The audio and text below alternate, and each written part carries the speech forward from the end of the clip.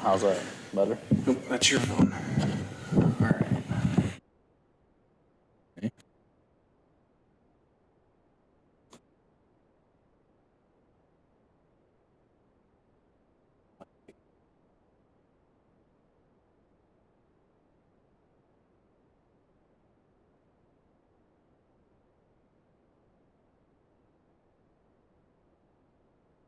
Going straight to our YouTube channel.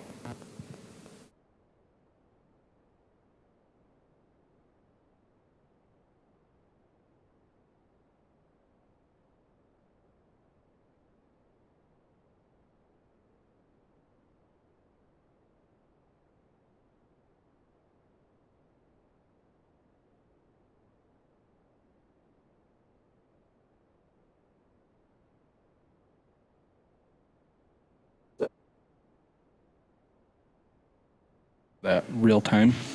Okay, he can see us, but he can't hear us. All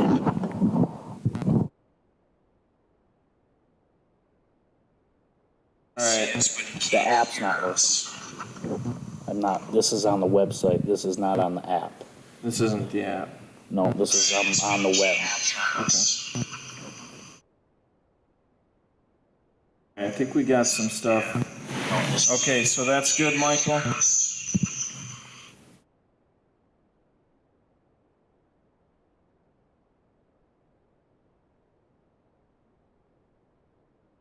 Okay, Michael good. can hear us. All right, the only issue we have now is we got other people. We had to restart the feed and actually we had to restart the feed and start a new video on that, which that kind of sucks. So I want to get everyone over here first.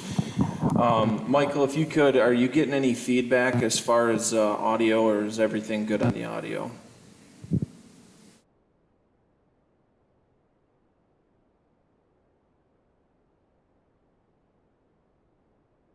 It's good. Okay, everything's good to go. Right on. So I'm gonna go on there and I'm gonna let everyone know that there's a new feed on here.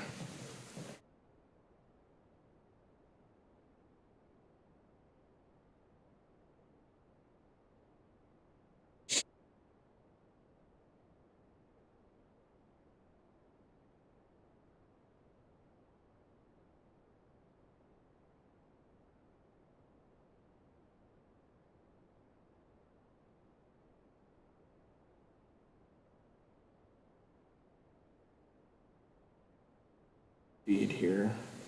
Looks like we got 10 viewers in here. Sounds pretty good. Sounds pretty good. All right. Now we just gotta wait for Charlie, and I need another beer. How's everyone doing tonight?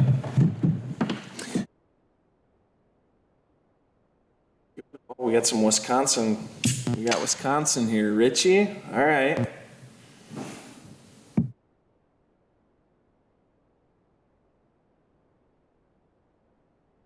Charlie stepped away for a second, so he's getting in here. So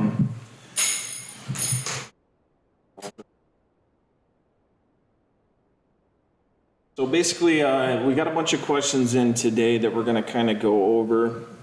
Jake and Charlie are going to the bathroom, so. 2 months from Florida, summer place in Grayling. You got a summer place in Grayling and a winter place in Florida. That's the setup that I need. Living the dream. That is the dream. I like my Michigan winters. Oh yeah, be Michigan winter. Yeah, working in there now, so.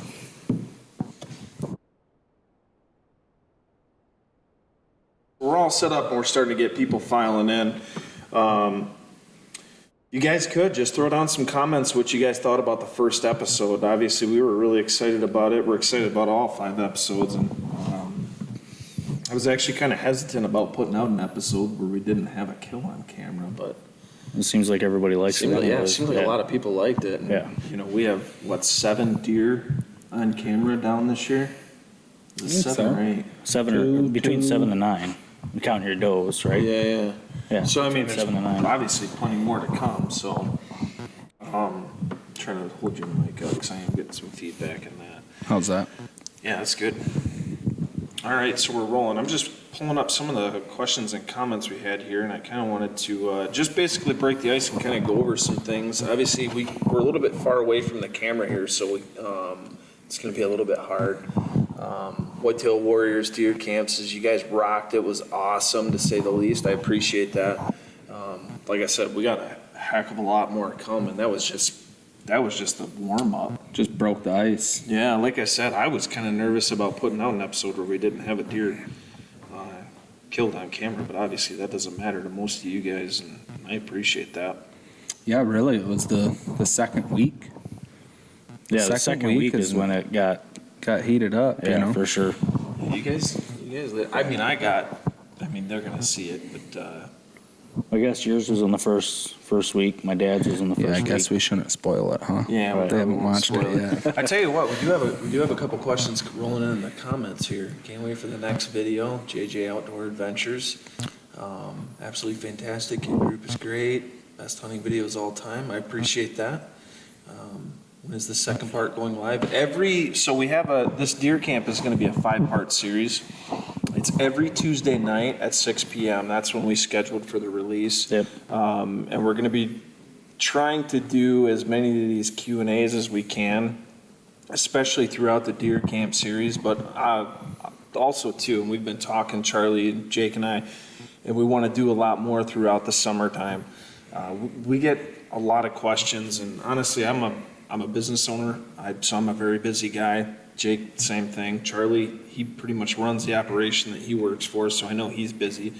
But any chance that we get this summer, we're going to sit down and we're going to have Q&As, with you followers. Appreciate you guys very, very much. And we get a lot of times where, people reach out to us and we don't quite get the opportunity to, take a question, break it down as a topic, and really discuss it with all three of us. So That's why we want to start doing more of these. This is going to be, the audio is going to be ripped, and we're going to be putting it down as a podcast. So we're going to be getting the podcast fired back up. Jake and Charlie are going to be Stepping out of our elements a little bit. they're going to be taking on that little quest. So really happy about that. But we got a lot more coming for you guys. I got videos scheduled all the way out to almost July. So definitely a lot more content coming. We got some questions starting to roll in. What do you all do besides hunt? I fish a lot. I fish quite a bit. I work a lot. Yeah, that's pretty much about it. Yeah, I pretty much just hunt.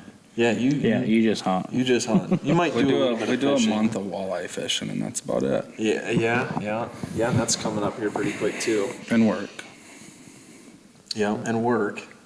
Charlie, you I stay pretty busy with work, and then yeah. if it's not work, it's kid and sports. He's in the whole sports thing right now. So Yeah. Speaking of grailing there, Mike, well, actually, Charlie's son goes to grailing. He wrestles for him, plays football and stuff, so he's getting into all that. Whitetail Warriors here says, you talked about some of the issues we have in this state. I couldn't agree more. Yeah, it's, man, I could write a book about this stuff. Don't really feel like writing a book though, but obviously in between the three of us, even at deer camp, we all have our own issues with the way the deer herd is run and everything. And listen, it's a government funded operation. So there's red flag number one. It's never going to be perfect, but, and I understand the difficulties that, that it being a public funded entity can be. I worked at, a county sheriff's office for 8 years of my life, so I completely understand how hard it can be, but there's also some things that can be done to definitely improve it. I won't hammer down any details on that right now. I think that's a topic for another time, but yeah. So, all right, we got here. We're headed up to Greeling April 10th.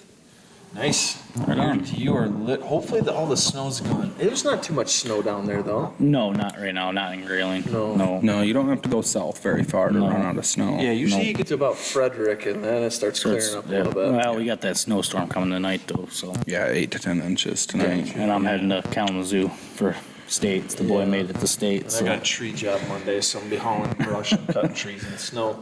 Whitetail Warrior Deer Camp, any snowmobiling? Yeah, snowmobiling.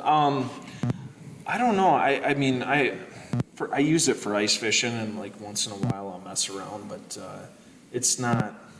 We haven't had the snow either in the last couple of years for good No. snowmobiling. Yeah, Really haven't. I use a sled for cat hunting. That's about it. Yeah. So, Nighthawk 316, the way our governor in Michigan is going, we'll be lucky to keep our guns to hunt deer. Well, I don't know. I think She'll have her work cut out for her. she'll have her work cut out for her taking Yeah. our guns, and there's too much revenue in that realm to take away guns. I think I think she knows she'd be crossing a very, very fine line if she did that. But yeah. 3,500 foot on the Sable River. Ooh. Nice. I've done some tree Good jobs on chunk. the Sable. Yeah, that's a good chunk on the Sable River. Yeah, good trout fishing. Honestly, I think I don't overrated, but it's just because like I know a lot of good spots even up here. The Boyne Like backcountry. back trout country fishing. stuff. Yeah. Some of them holes back in there you got to hike to. Yeah. Like I've done just as good, if not better, than on some of the parts. And I haven't fished a lot of the Asabo, but I lived in Mayo for a little bit, so I know I know some of those stretches pretty well. And I did good, but it's not. I don't think it's anything to write home about. I don't think it's anything. I've never fished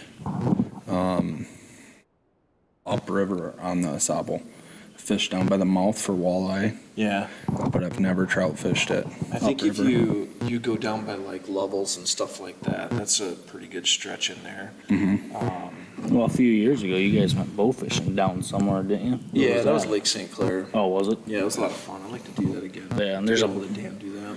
Where I'm working right now, there's a bunch of that going on. Have you seen more people hunting in the area where you guys are, or about the same? I don't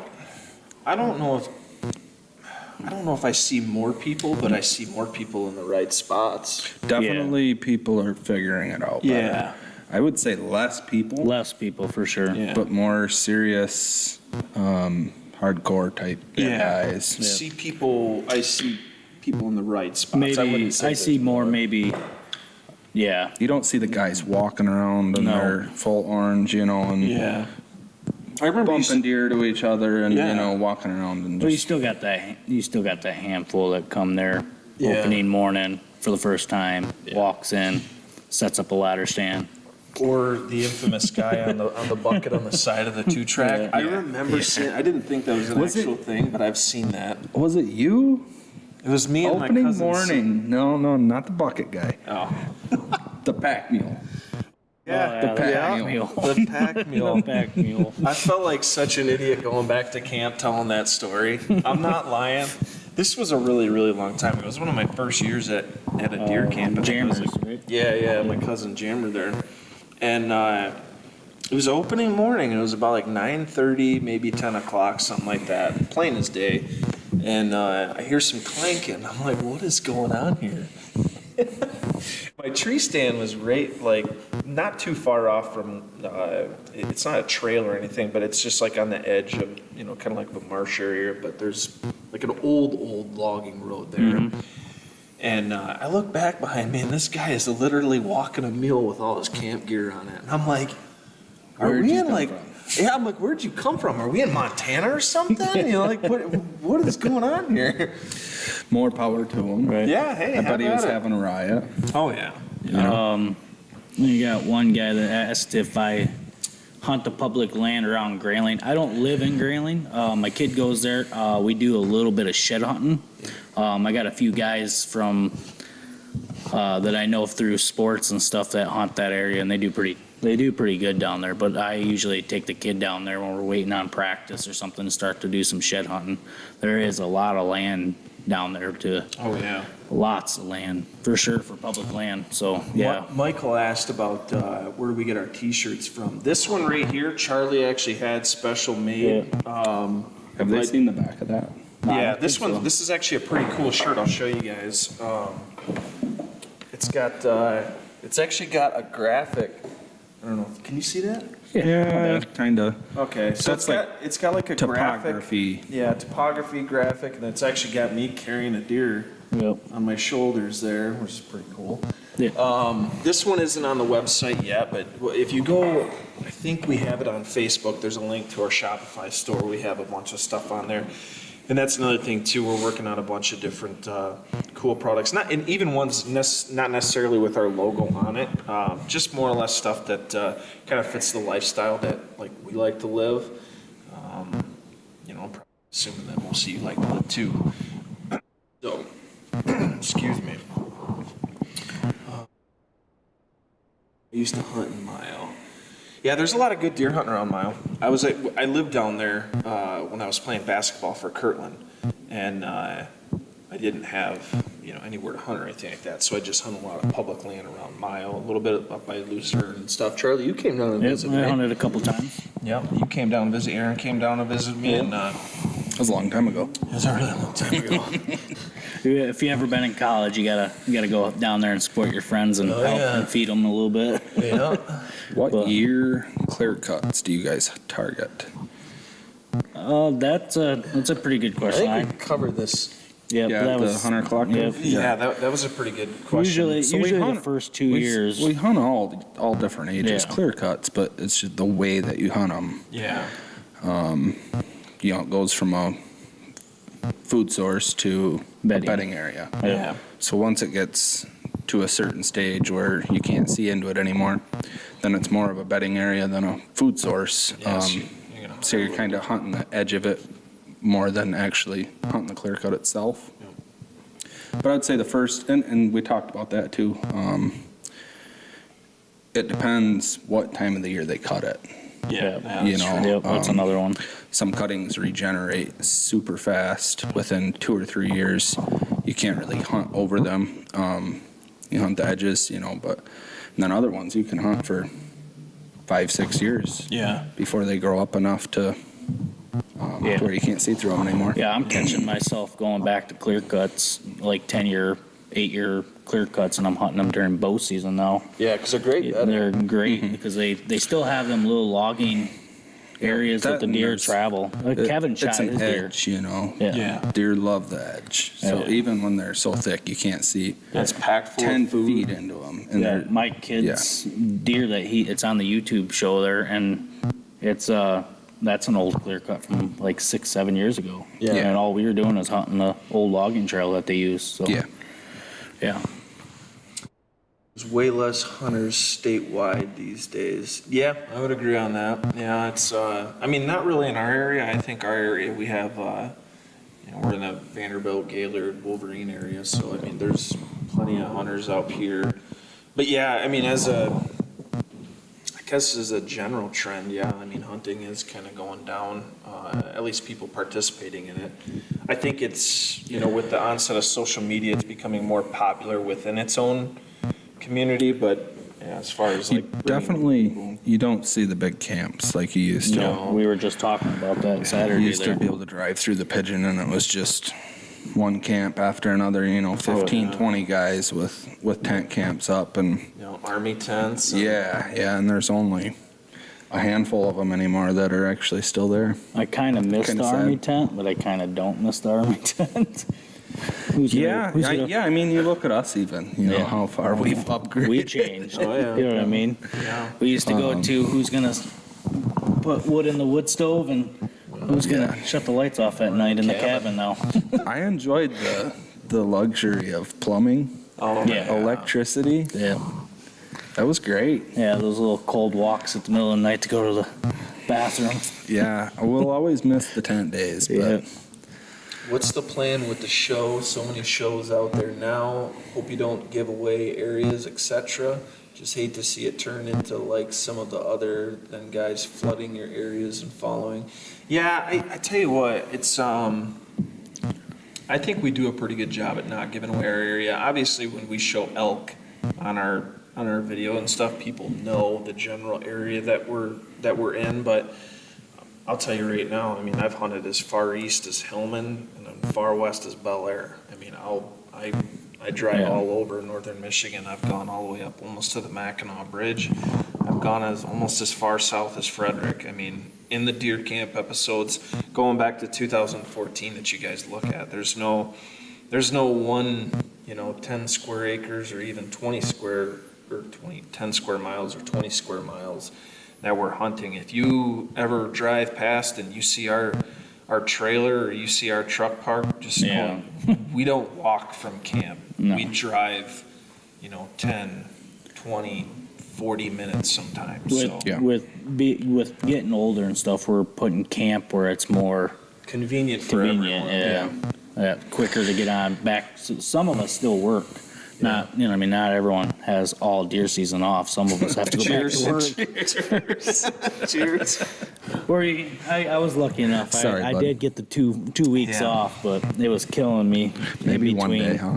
Yeah. One of these days. Comes November 14th, I'm done climbing trees with a chainsaw. I'm climbing trees with a rifle. Yeah.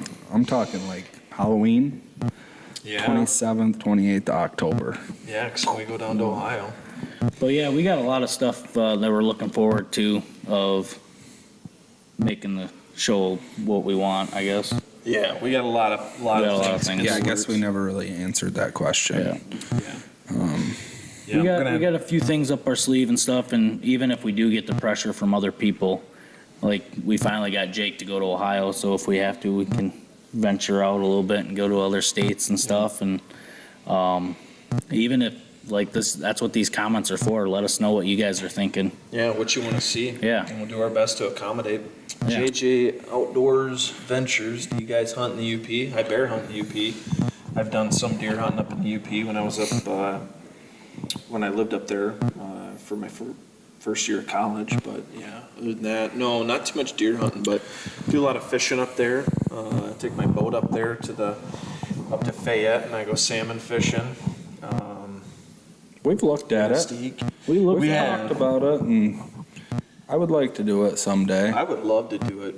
Yeah, going up to the UP for a deer camp, even if it was for like 5-6 days or something like that. I mean, we only live like 45 minutes from the bridge, so It's just too hard to fit everything in. It You've only is. got so much time. Yeah. Well, especially now with Ohio deer camp, so we're there for that eats 7 up days. a week of our time We there. we leave Ohio for 7 days, come home for a day, and then go right back out to camp for 2 Yeah. weeks. Yeah, so So we got the Mitten Man says my uncle's 165 acres is about a mile from the military base, and that's where we have deer camp. Always curious how the public was around there. I don't really know. I mean, there isn't as much pressure as you think around there. So there's a lot of people with private properties and stuff. So you don't see as many trucks parked on the public out there. So, Yep. but yeah, that's pretty cool. You guys should shoot up to the buck pole one of these times. Yeah. Michael Gregory asked, and we were just talking about this, any meet and greets planned at Jay's or something in that array?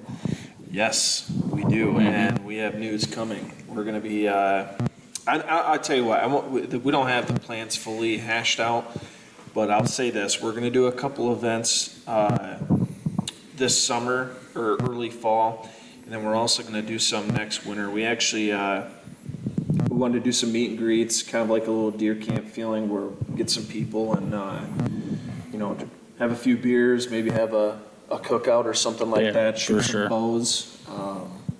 And then we also have a couple ideas for some of the expos. And we're also talking about like a scouting shop. We wanted to do something, that's obviously going to be like in the spring. We really want to do that, want to get people on board, probably have tickets for like, I don't know, 15 to 30 guys, depending on what we feel comfortable accommodating, and go that route. That'd be pretty cool. And we're gonna do just something a little bit touch new to that program. We're gonna probably try to go somewhere that we've never been to. Try to Yeah. get so our eyes are gonna see it for the first time as you guys see it the first time. So you guys really get to see how Jake's plan, Elvin's plan, my plan is going into it. So not only you get one person telling you, you get 3 different eyes, because Jake hunts way different than I do sometimes, and Elvin hunts different than all 3 of us. Yeah. So I think everybody hunts a little different in Yeah. their own way, That's the beautiful thing about hunting. all very similar, but Yeah. Who we got here? Johnny Rebel 69. So glad you guys are back. You guys are like my camp in Western New York, and you're real hunters for meat, not racks. Thank you. Well, I tell you what, I love deer meat, but I also love hunting mature deer. I don't really. I mean, it's nice when they have a nice rack on their head, but I like knowing that it's a mature deer. Yeah. Of course, I'm on a bit of a dry. You guys are the ones putting down all the big deer the last couple of years. Yeah, it's just like Jake gets in a lot of bow season more than we do. Oh, that's yeah. for sure. So My busiest time is October. Jake fills that freezer up pretty early. I do too. I try to get in October. I got my kids, so I try to get my couple does and fill the cooler up, and the rest is we're looking for that mature deer, and if that mature doesn't come in, we get the closest one to it, I guess. But Yeah, I've got Lexi now, and she puts meat in the freezer. She usually shoots one in the youth hunt. She didn't this year. She waited. Yep. Hunted the regular season, but between my tags and hers, we fill the freezer pretty quick. Yeah. Yep. All right. You guys are welcome anytime in the UP at my deer camp.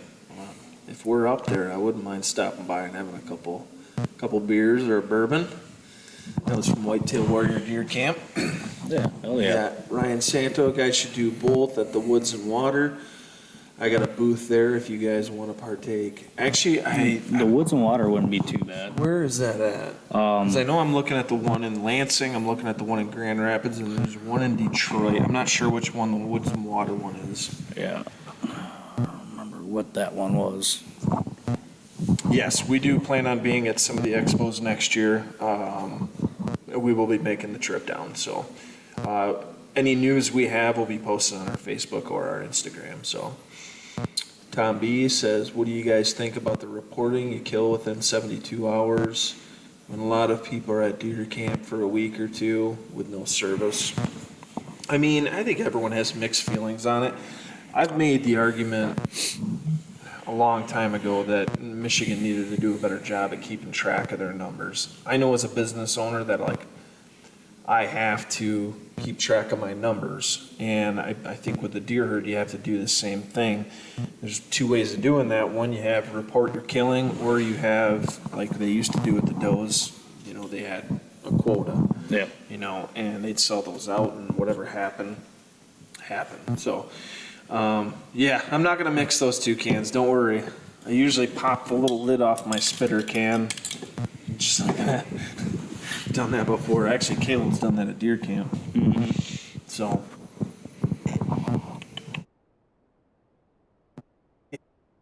Has done that. Don't think that's necessary. Whether you shot it on public land, or I think you should record if you shot it on public or private, and what county. I don't think anything else past that should be required, and I don't think the actual GPS location is required based off the conversation we had last week. At the Hunter Collective. Yeah. And I think the 72-hour thing's a hand too. Yeah. I mean, if you report your deer, like at least for fur bearers and stuff, you have 10 days after the season to report it and turn it in. Deer should be the same way. As long as you report it.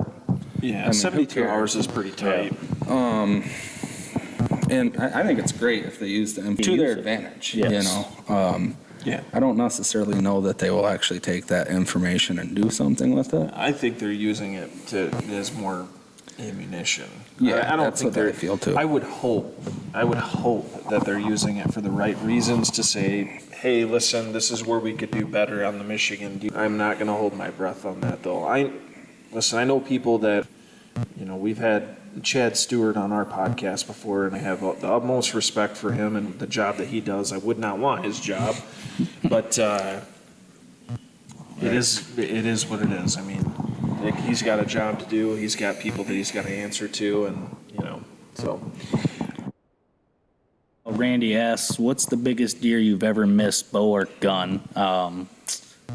That's probably an answer for me, because that happens quite a bit for me, even with my gun. But it was like 450 yards out, and it was right before dark. Oh, that's right. I remember that. Yeah, and then 2 seconds later, Alvin shoots. So I heard him shoot. it says that Woods and Yeah. Waters in Imlay City. Good, I know where Imlay's at. Okay. Yeah, it's on I-69 and 53. Yeah, Ryan, I'll be in touch with you. I want to know more about that because we're gonna be doing a few shows this next winter and spring.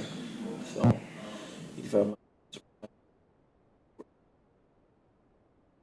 Bush beer, that's my man. Sounds Right on. good, Whitetail My man. Warriors. What are your thoughts on mature bucks home range in the big woods in the north? Do they have an area that they use year-round as their core area and then travel far and wide for the rut? You know what? I think that goes both ways. Yeah. So we've seen deer that use their core area year-round. For instance, the buck Charlie killed this year. Yeah. That deer had a very small core area, and I seen him there in the summers in velvet, Yep. and he never really left during the rut. No, He when it hit rut, it seemed like it went. He was at that point where the does were just come to coming him. to him. Yeah. He would not come out of the one area. But even when he was, what do we figure? He had to been at least 6.5 years old. Yeah. So he was at least a 2-year-old. I think he was probably a 3-year-old when I got the shed off from him. Yep. And then, so if he was 2.5, that'd put him at 6.5 when you shot him. Yes. But even when he was a 2.5-year-old, Yeah. he had a super small core. I don't know if I can even say a 1 mile by 1 mile area. It was even tighter than that. And then you. Yes, it is. Oh no. All right, so it looks like we're back live here. Sorry about the technical difficulties here, guys.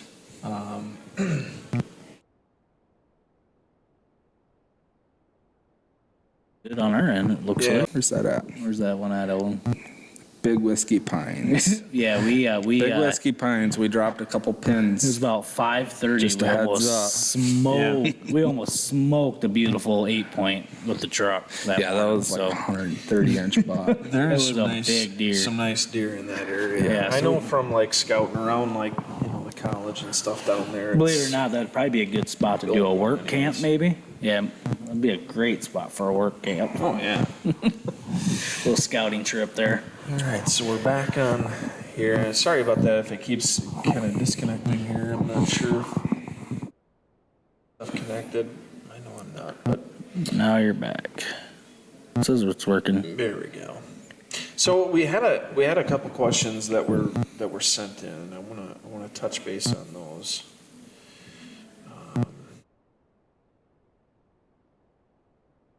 How long have you guys guided for elk? That'd be Elvin and a Jake question. I mean, Started when I was I 16, started when I was 19. so 12 years for me. 14 years for me. Yeah. Yeah. Yeah, I've been doing it for a while. Jake does, he also does bear, cat, and elk guiding. I pretty much have only just been doing the winter hunt the last few years, just because September's a really, really busy time of the year for me, doing tree work, and it's way easier and way more fun to hunt them in the winter. I disagree with that. See, you like hunting them in the I rut. love hunting them in the rut. I don't mind. I've had enough elk 30 yards away from me bugling in a clear cut and you can't get a shot at them. I'm over that.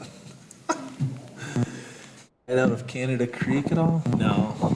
No, I've been on Canada Creek property with some friends that had property in there, but I've never guided on there.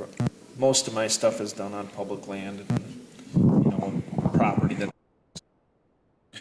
similar with you. Yeah, mostly public. We do have a few Yeah, small pieces of private that we have permission to hunt on, but more chances than not we kill our elk on mostly public land. I think anybody that knows what they're doing, you can get into elk on public land. Yeah. Something's wrong with the feed skipping.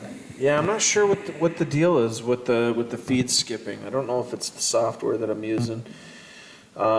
Any comments on the wolf population and fewer deer in the UP? I mean, everyone knows that they need to do something. wonder with if the our deer. see how our mics are shooting up there too much. Yeah, maybe. I don't know. Turn the volume down just a little bit. That could be. We'll give that a shot. Someone let us know how our audio is. That looks like it's not hitting as bad right there. See how that is? Yeah, it's not peaking yet. When it turns red, it's peaking. Man, I don't know. It's only a matter of time before wolves really, really get into the lower peninsula here. But I've said it openly as day. I think, the state of Michigan failed the people of the UP because it's hurt the economy due to, no deer camps up there, or less deer camps, I should say that, And hound hunters. And hound hunters. I mean, look how many I bear used to go to hunters- the UP every year. Yeah. I've not been to the UP in Yeah. 5-6 years. Yeah, not keeping that population of wolves up there under control has done a huge disservice to the people, business owners, people in the UP in general. My thoughts on that. Something definitely needs to be done. Yeah, I don't mind wolves. I mean, I've hunted in Idaho, I've hunted in Montana. I don't mind wolves. I don't mind there being wolves around, but they need to be managed just like anything else. Yeah, absolutely. That's what I say. I would like to see them all dead myself, but Yeah. Yeah.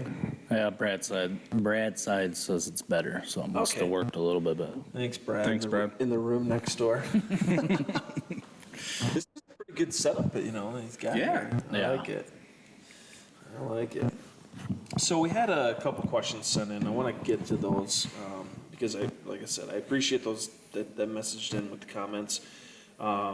Kurt, I'll start with you. He had a question for tonight. In the big woods in a new spot I found, if I'm seeing repeat pictures now in March of what looks like a big deer or buck in a cedar swamp back near a marsh, would it be safe to say it's his home range for the year? Should I be seeing clusters of rubs that may indicate his actual bedding area, or of course the actual beds, which I've not found yet? I think if you're not seeing the rubs, then he's probably just there to winter. I don't think he's necessarily in his core area. That's kind of what I was thinking. I think a lot of times mature bucks don't always make it back to their core area after the rut. They can get away so far and cover so much ground and wear themselves down that by the time they decide they need to come home, they find themselves, somewhere in between Yeah. and hang their hat for the winter, to survive. But I think he's asking is, the next step is to look for those rubs. Yeah. Like Yeah. he's asking, you know what I mean? So yeah, if you're keep getting them in March there, this would be the perfect time to get in there. So if you do blow them out, it's no big deal. Then, Well, even if you do blow them out, at least you'll know come fall time if you get them back in there. Well, okay, so I didn't scare him off too bad. He's back in there, but Yeah. you do need to look for those rubs because, like Jake's saying, that could be his winter time, and Yeah. it sounds like he just found that spot. So I think he's looking for those. well, rubs. I think the way he worded it, he was like getting consistent pictures of it, and then now it's just kind of continued to stay around. Okay. So so he, did he have them before he shed? Yeah, that'd be a good another question. one, yeah. And a mature buck might be now a three and a half year old buck. You know what I mean? Is he still out there looking for that homeland? You know what I mean? Yeah. So is that a 4-year-old buck that's got kicked out of his spot from last year? Now he's looking Yeah. for a new place. You know what I Yeah. mean? You just don't know until you get in there and put your foot on the ground and Yeah. just find that. But yeah, pictures can only tell you So much. so much. But I mean, if you're getting that deer on camera, let's say all fall, all bow season, all rifle season, into muzzleloader season, and now we're into March. I mean, I would have a hard time believing he could leave to spring and summer. If he he may go somewhere where he has a little bit more access to food, or food earlier in the spring. But I mean, if he's there, I mean, and each individual deer is different. We already discussed that, but I think if you've got him there, he may leave for the summer, Kurt, But he'll be back. He'll be back. Yeah. And I'll tell you this, a thing I'm a big believer in, and I know Charlie and Jake are too, is these patterns that you find the year before.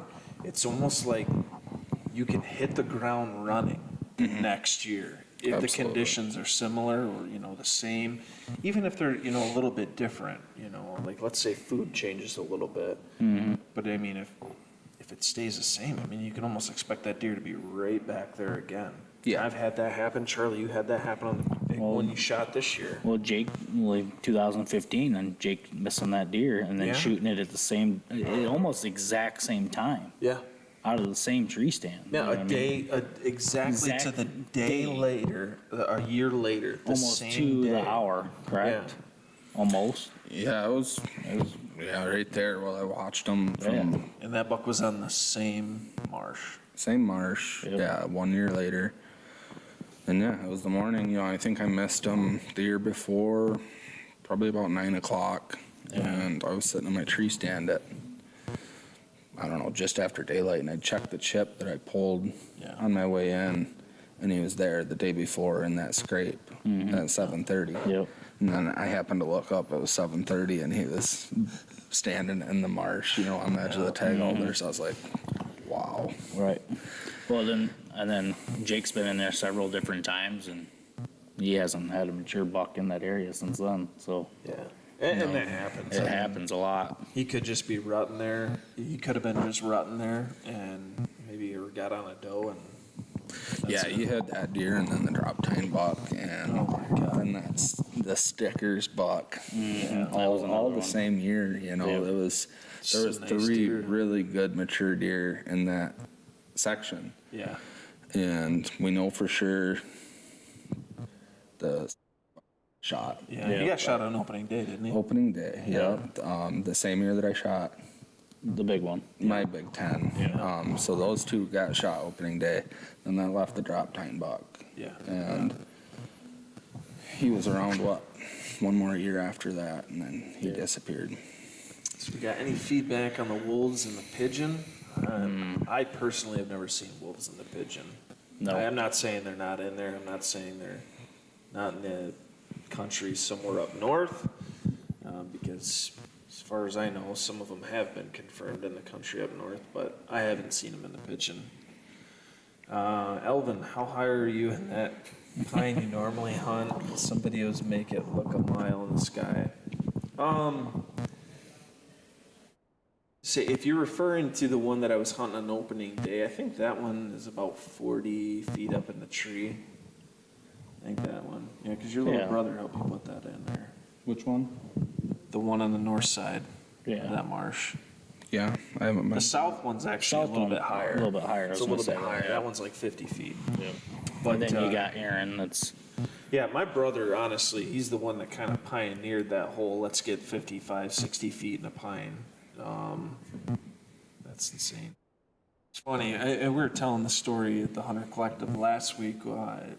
Aaron, he went to went to the tree and he's like, I don't think I could put that tree stand back in there. It's there's it all grown up and everything. I was like, oh, okay. He's like, but I put it up in there anyways. I was like, well, what'd you do? And he's like, oh, I just went another 5 feet higher. I'm like, okay. What are you gonna do? Oh. Okay, how can you guys get more involved in the conservation of hunting and fishing by improving the laws, rules, possible elected positions? I like your comments on how the DNR are handling things. Well, this is how the DNR handle things. They appoint people on the NRC, Natural Resource Commission, and they make a bunch of decisions. So in all reality, it's kind of we really don't have control. That's the sad thing about it. And I'm not shaming any of them. Oh, bless.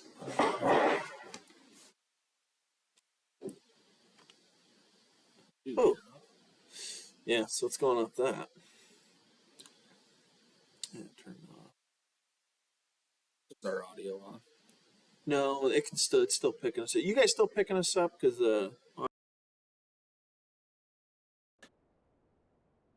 is that plugged in? Yeah, it says it is. Yeah. All right. So, yes.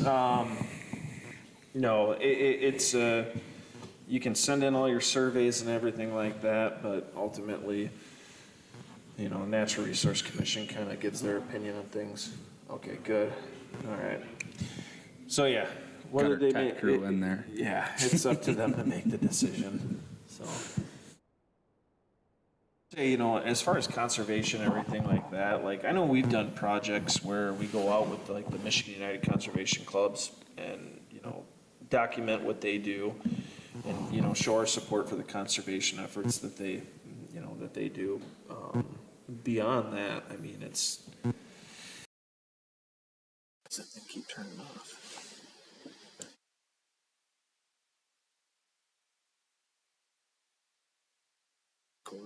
Yeah, I don't know. Audio might change a little bit here on you guys, but we'll get it figured out. Does the Elvin, and your screen time out?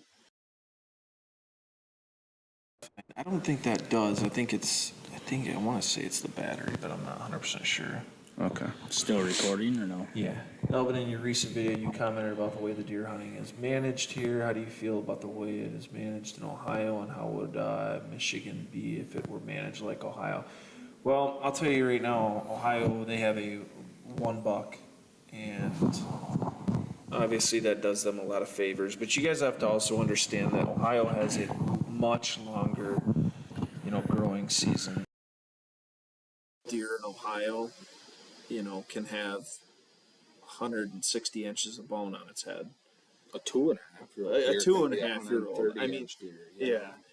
In Michigan, they don't have the growing season. I mean, in Ohio right now, it's 70-some degrees, and there's already green everywhere. Here, we don't have, we just don't have that. So you have to understand that the growing season is a lot shorter, and not saying that we can't have big deer, because it depends on the deer getting the nutrition. If you look on managed properties, I mean, there's all sorts of big deer, but that's because they have nutrition year round. So it was, Scott brought that up, the no brow tines. Yeah. We've always kind of pointed the finger at genetics for that, and then he kind of brought up a point. He said, I wonder if that has something to do with their early growing stages. Yeah. If they don't have the nutrition as they're growing their antlers, by the time they get to their brow tines, it just doesn't produce brow tines because they don't have the nutrition. And it very well could be. I've never even thought of that. It's a reasonable theory. Yeah. And I'm sure if someone looked into that, they may find, it'd be worth trying to find some scientific evidence to back that up. Right. Because it is a good theory. You get into the areas where there's not a lot of natural food, Right. And you see a lot of that. You see a lot of bucks with either really short brow tines or no brow tines. Yeah. Somehow all the deer with no brow tines seem to find me. Oh, beer chugging contest. I don't know if I could do that. I'm down. I'm game for that. Think that states should have APRs, statewide APRs. Listen. We live next to counties, and some of us in counties that have APRs, and there's no doubt that they're working. They're working, and they show results. I would be for it. I would be for it too. Here's the thing: is I don't want it to. My biggest concern is losing more hunters. Yeah, that's my biggest thing. I want to know what the impact's going to be when you put in a rule like that. Now, we could easily instill a statewide APR, and 5 years from now, everyone's shooting, more mature deer, bigger deer, bigger bucks. There's more competition. People are seeing more deer. I think it could go really well, and I think it could actually attract more hunters. My biggest thing has nothing to do with, I want to be able to shoot my spike horns or anything like that. I just don't want to lose hunters. Yeah. In general. Yeah, I agree with that. What's going on with that? Kind of had a brain fart. It's all right. I'm going to run to the bathroom real quick. You guys... yeah, it's all right. Audio's still working. What was the biggest highlight of deer camp? Oh, you wait and see. Oh, it's totally Chad Sides. Chad Sides. You know what I mean? He's the highlight. He is. Yeah, He is. You are Chad. the highlight. Chad is the highlight. Chad's the highlight of everything. But we do have to do a shout out to Chad for letting us stay where we stay. Me and Jake stayed with Chad and Chad and his brother. yeah, we got Brad, my Chad. stepdad. Oh, we had a lot of people at deer camp this year. Probably one of our biggest ones so far.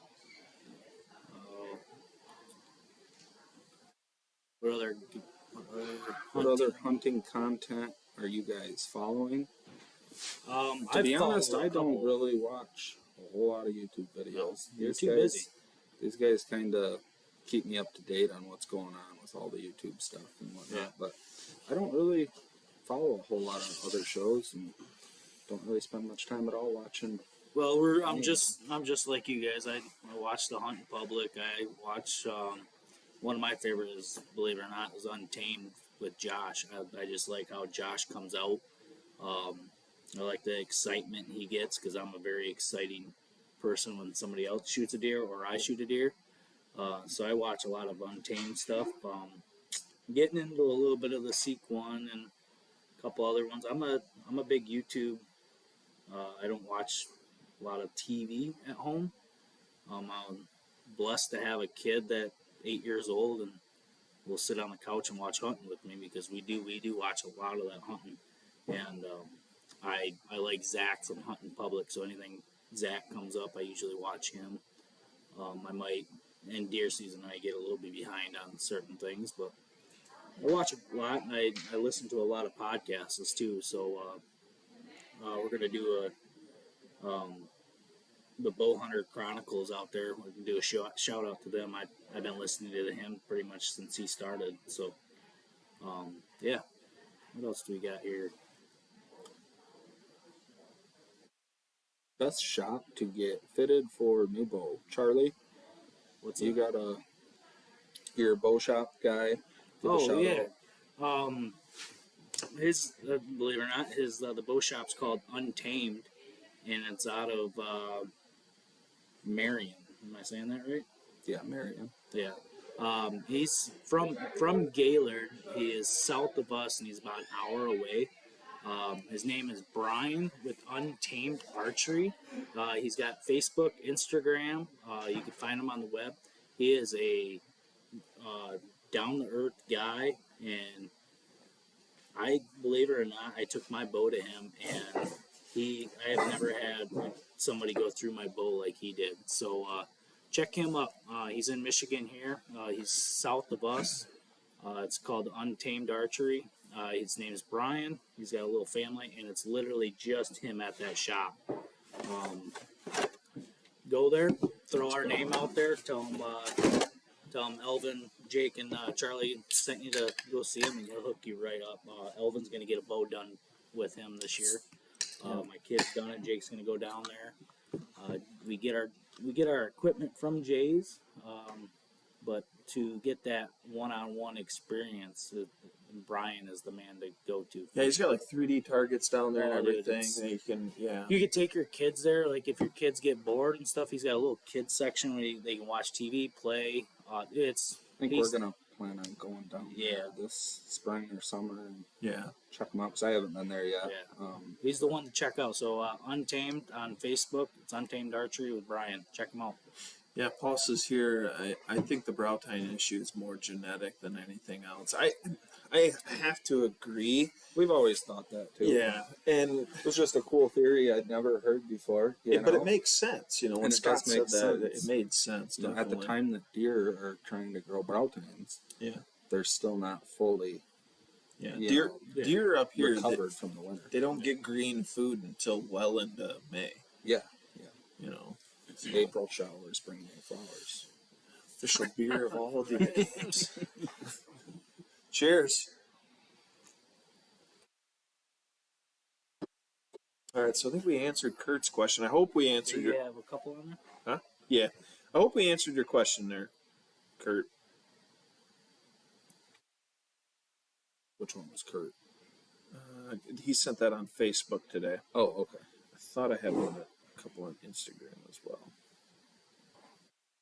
What's your biggest highlight of deer camping? Biggest highlight of deer camp.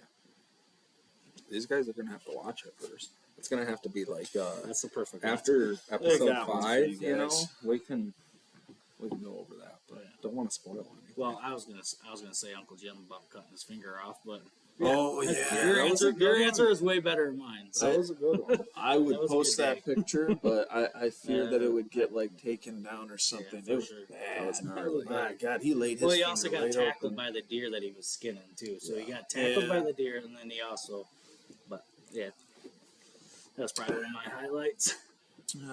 You guys play around with food plots much on private ground up there? I do. I have. Yeah, you got food Yeah, plots. me and Jake, we got. Actually, you guys will see that. You guys live in an apple orchard. Yeah. These guys, you guys will see it in the videos coming up where Charlie It's slips, more for our kids. Yeah. slips in the backyard, and he's got. If you ever drive up, Charlie and Jake live right next to each other, and you pull up there in like September or August. They literally have hundreds of apple trees around their yard.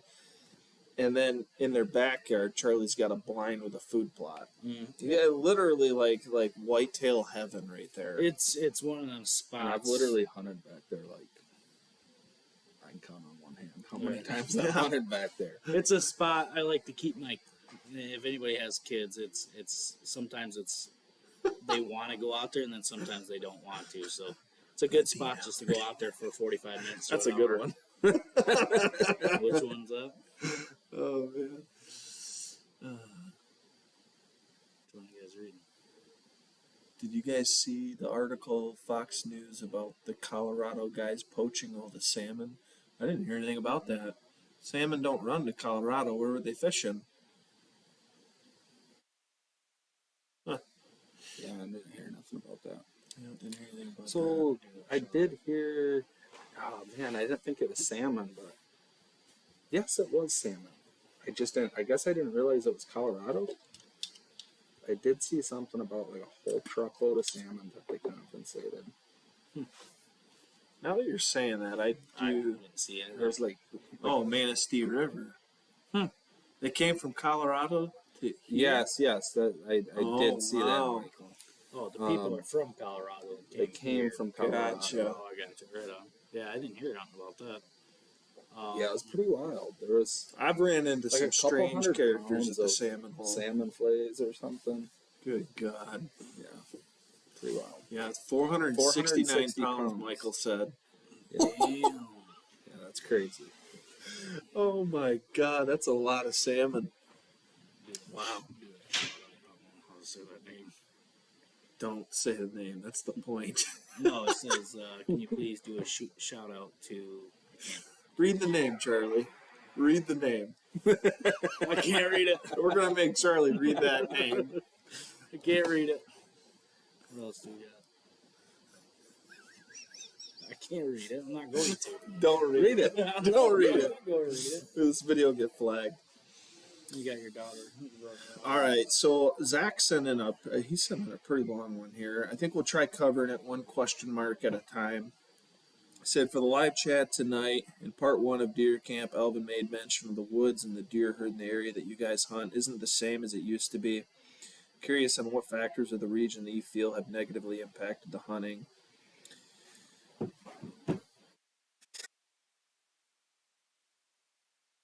My sister-in-law said that. Said what? To read that name. No, you didn't. No, All right. just can't read. Logging, clear cuts, and of mature mass trees, the Universal Doe Tag program, no bait in the Lower Peninsula, the TB scare of the late 90s when they whacked the deer herds in the northern Lower Peninsula. The area of public that I do some hunting has experienced a lot of select cut and clear cuts of mature oaks. That's going to happen right now. Michigan, I know Michigan for sure has a pretty bad outbreak of oak wilt right now. And I know, while we do not want to lose our oak trees, there is necessary action to be taken to kind of slow that spread. and I know that because I'm a tree guy, so I deal with that a lot. You know, people, they get their trees tested and they're positive for oak wilt, and they got to have them taken out. And I got to take them out in certain times of the year, being usually after the first frost or before it really warms up. So I know that there is confirmed oak wilt like out in the areas where we hunt. So I know that's probably, you know, that's adding to why they're cutting it. Does it hurt the deer herd? Deer are pretty resilient. They're going to find food anywhere. I mean, last year, especially out in the areas where we hunted, I didn't see a lot of acorns. In fact, I only found acorns in one small spot, and Yeah, the acorns. I've kind of got away from depending on acorns and hunting Yeah. acorns. I try to do a lot of my scouting now as far away from acorns, oaks as I can get. Yeah. Because it's more consistent year to year. Yeah. When you're hunting an area that's loaded with acorns one year, It's hit and miss. it's hit and miss from year to year. If you get away from the acorns, you get a lot more consistency with, the same browse and the same food year after year. Yeah, Ryan, you just messaged me on Facebook here. Yeah, if you get with us, let me know if you got some. He's got some food plot mixes. They right make on. minerals and stuff like that. Give them a try. Yeah, definitely be in. I know Charlie. I do food plots because we got, between the two of us, we got 20 acres there, and we do get nice bucks in the area, but they just don't stick around. And it's more for my kid than anything for the youth season. Yeah. Or The problem with where we're get- at it's just is it's 10 acres, 10 acres, 20 acres, 40 acres, 60 Yeah. acres. nothing Every to one of keep them gets hunted. Yeah. Every parcel gets hunted. Yeah. So it's honestly way more overpressured in our own backyard than it is to go to public land. It's just for me in late December to get the kid out. We just go out back, sit for 45 minutes, come back in. But I do like to. What now? She says, Aaron has you guys playing on his phone, and I took it and typed it. You're over here cracking up, wondering who would fall for it. My money was on Charlie. You're right. Damn, Pay up. she's cool. Yeah, she got me. Yeah, Megan She got got me. me. You guys go shed hunting. No I comment. don't a lot, and I'm sure Jake's going to keep his shed hunting experience as a secret. Yeah. We don't talk about that. Yeah. It's I'll sacred tell you what, I grounds. like looking for them in Ohio. Yeah. Yeah. I tell you what, one of the coolest places when I was up in Northwest Ontario deer hunting, we found so many sheds because there's no rodents. There's no rodents to eat them. Yeah. All there was grouse, anything that could fly to the islands. Yeah. So they just laid there for years. It was crazy, but it was really cool. So was there any predators at all on the island? Was there We never coyotes, saw any. wolves? Never saw any. No sign. Didn't hear them. Didn't see them. Nothing.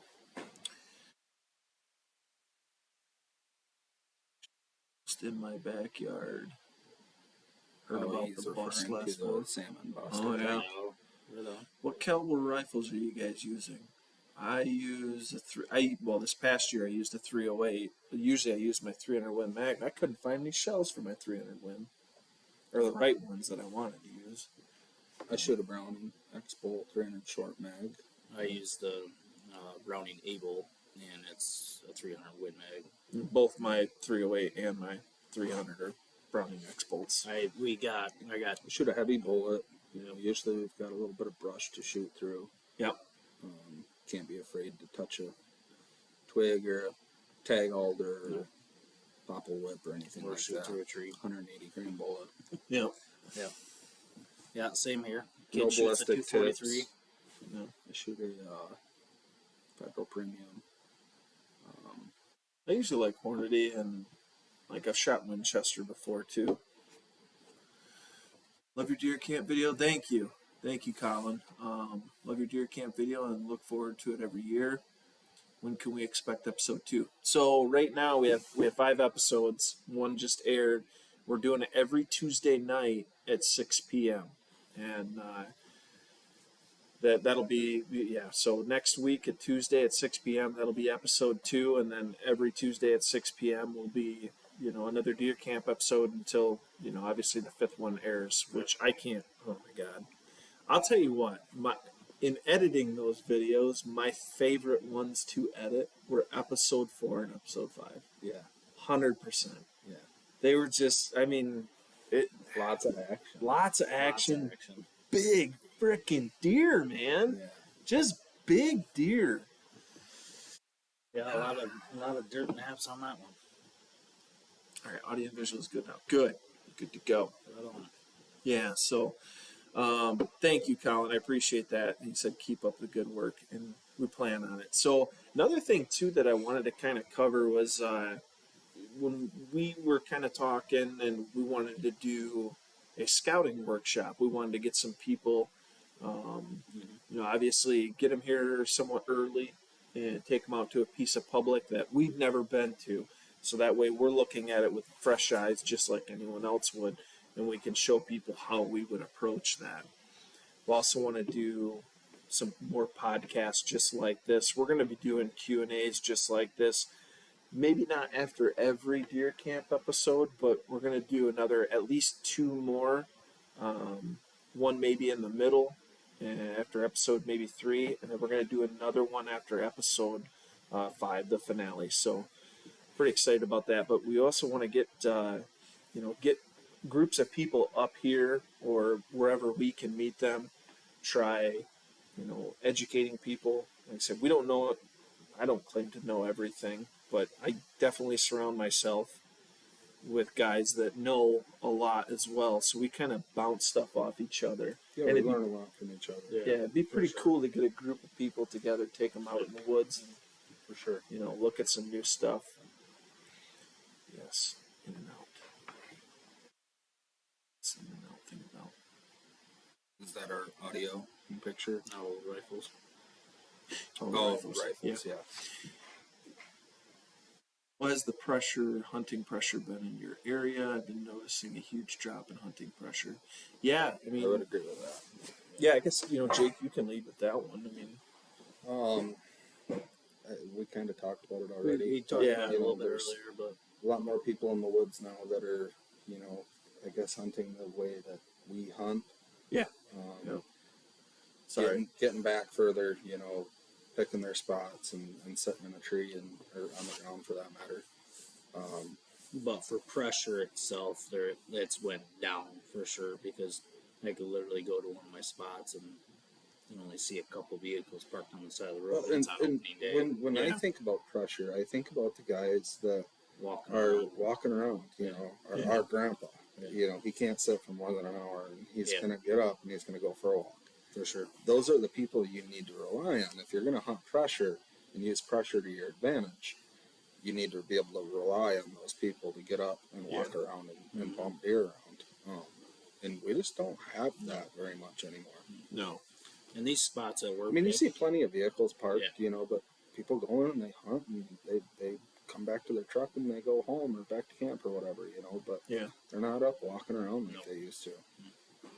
No, we kind of rely on that the last few years too, trying to get them deer pushed back to where we're at. But Thank you, Lars.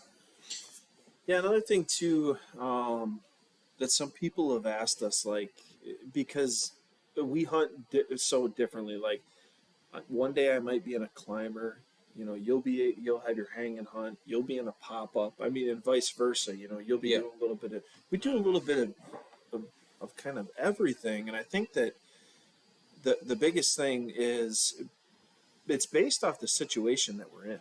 Like I have pre-hung stands, that I go out and I hang every year, and those are going to be rifle spots every single year. Yeah. But you also got to have, a good mobile setup just in case you find something that you're like, man, I really want to get in on that.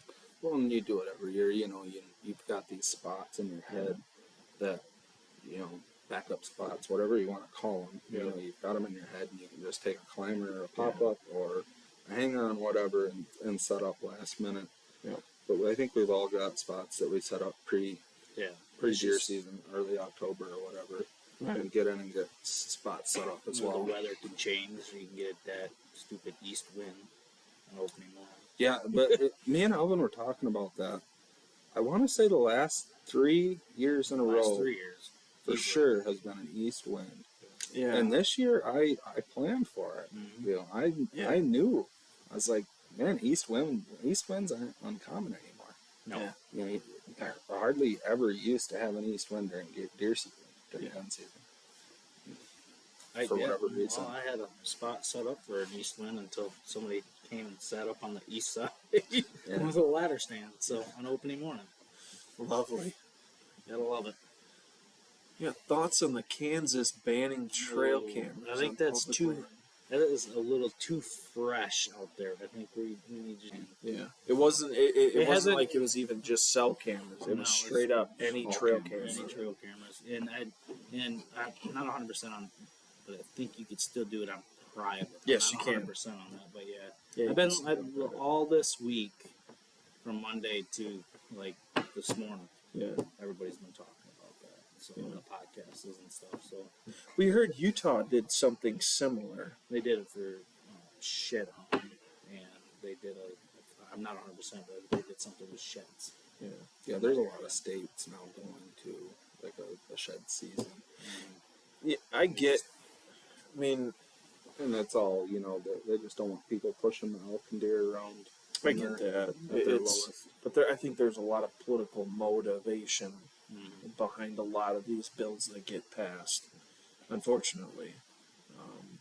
Because, and I said this last week, no matter what you're doing, whether you're hunting elk, you're hunting bear, you're hunting deer, we all have, I mean, since the start of the hunting industry, I mean, when people were using spears, you think about everything that has ever came out on the market, it's a technological advantage. It's an advancement in technology is an advantage, a Well, further that's- advantage in harvesting a deer. Yet we're still only allowed one deer. So what difference does it make if you have all these resources to go scout a deer and kill him an hour into the season or the last day? Doesn't matter. Well, when you look it up for Kansas, and I don't know the right word, let's just say a state official comment on there, one of the reasons out of two was not for anything to do with hunting at all for the trail cameras.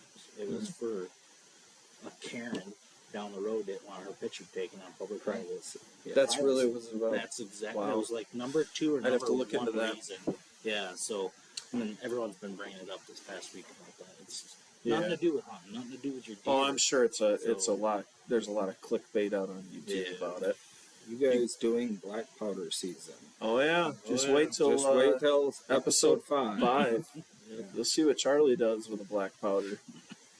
Yeah, that was a good season for me. Yeah. Well, to tell the truth, 2 seasons because I also did it last year in Ohio in muzzleloader.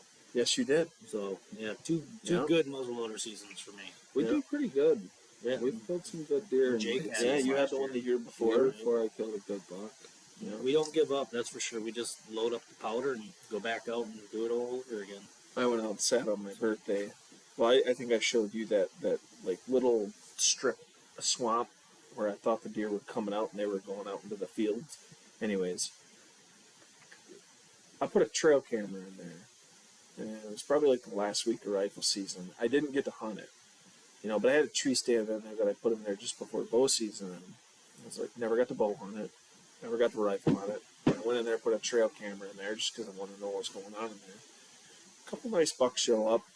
I go in there and I sat a couple times in the late season, black powder in archery. Never saw a single deer. They're getting the wind. Yeah. And one of those things is like, we talk about it all the time, like how aggressive is too aggressive. And while I think I was being aggressive enough, I don't think I was being over aggressive. I just don't think that I realized how much my wind was swirling down there. Right. Them deer, before they even get to me, within 100 yards or so, they're getting my scent. Which that's something I wanted to talk about. We've talked about it a little bit. I know I've mentioned it to you. The spots that we've overlooked over the years because we want to be a mile and a half deep into the swamp. But we've talked about it. The hunting pressure is not there like it used to be. No.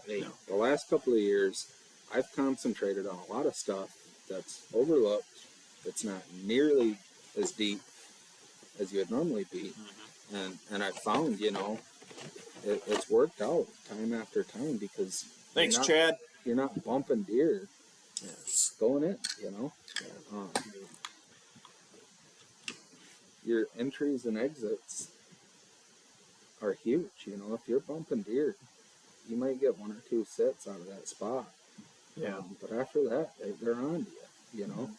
When you hunt a little bit closer, if you don't got to worry about the pressure, and you can hunt a spot that's 4, 5, 6, 700 yards off the road, your entry's so much shorter. You're not bumping deer. Less room for mistakes. Less room for mistakes. Yeah. Yeah, because when we're going like mine, I'm fucking going 2.5, 3 miles. And the whole way, I'm just worried about my access. I'm not worried about where I'm sitting. Just how am I getting there? Yeah, I think a lot of people, they may overlook that. I mean, you're always wanting the best stand location. You're always wanting the best, spot where you can consistently see deer and have a chance of harvesting a deer. But I think a lot of people, they don't think about it beyond that. Like, okay, what trails am I crossing? What am I walking through to get there? Are them deer there when I'm walking through there, expecting Do to they come hit my ground through there? scent Yeah. after I walk through? How many times does that ever happen where you're Ton. you go into a location, you're like, even just like a mobile setup where you're like, I'm gonna go sit there. I just want to see what I see there. And all of a sudden, you go in there, you get set up, and all of a sudden, you start seeing the deer coming to you, and you're like, I'm already, you're screwed because they're gonna hit your ground scent. Yeah. You're like, all right, I didn't think about this enough. You know what I mean? I'll say this, like, my rifle spots are most of them, I'll say that. They're very calculated in how I get into there. Okay, you guys know that, for instance, a couple marshes of mine, I have 2 different tree stands, like one on the south and one on the north, just so I can access them on different winds. Yeah. And I've killed them there. But hey, how's it going, Camp Benny? Hey, how's it going, buddy? I watched your guys' deer camp video. That was a pretty good one. Congratulations on that. Yeah, keep up the good work. Yeah, keep sure. up the good work. I always love watching some UP deer camps. Yeah, I mean, it's got to give us something to watch during deer camp, too. We can't watch our own stuff. Yeah, well, they're waiting for me to edit this up. They get to watch the Camp Benny deer camp. Yeah. Outside the rut, what do you guys... I think we pretty much almost went all over that just now, didn't we? What's that? I can't do the lights hitting. Outside of the rut, what do you guys concentrate on the most in the big woods? Food, bedding, or edges? Yep. I'll be honest with you. Outside of the rut, I don't get that serious until the pre-rut. The 18th of October, the 20th of October is when I start to get serious about deer hunting. If I do deer hunt, which I do, I try to kill a couple does early in October. You passed up that nice one this past year.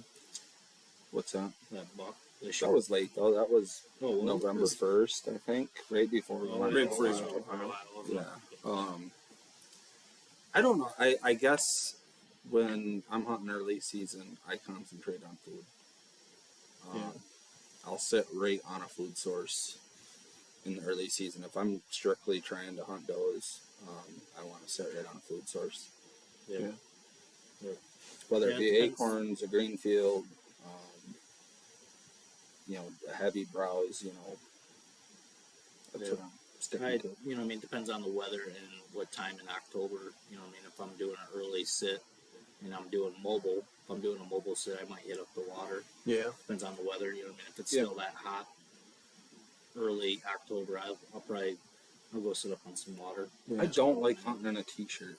No, I don't like it. No, it's not fun. Deer hunting in a t-shirt, it's not that much yeah, fun my to me. dad ended up shooting a nice buck down in Ohio this year. He went down in opening weekend. Yeah. And him and Steve sitting in that blind. It was They were like just September sweating. 12th or 17th, something like that. He ended up getting it down, but Yeah.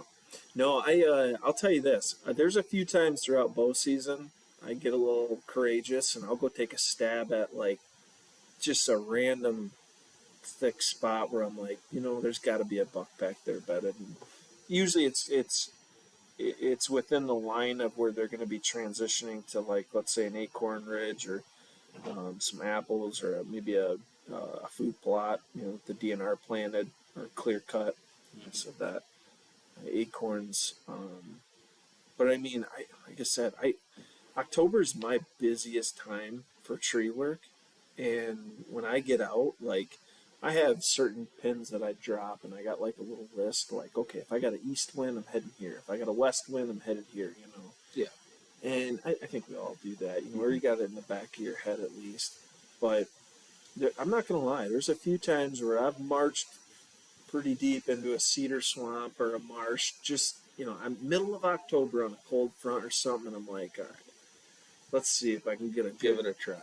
Get a good 2 or 3 year old. And it's funny, I actually thought about this. I was driving home from work today. And it's like, you know what? I think I might try next year to kill a good buck in the first 2 weeks of October.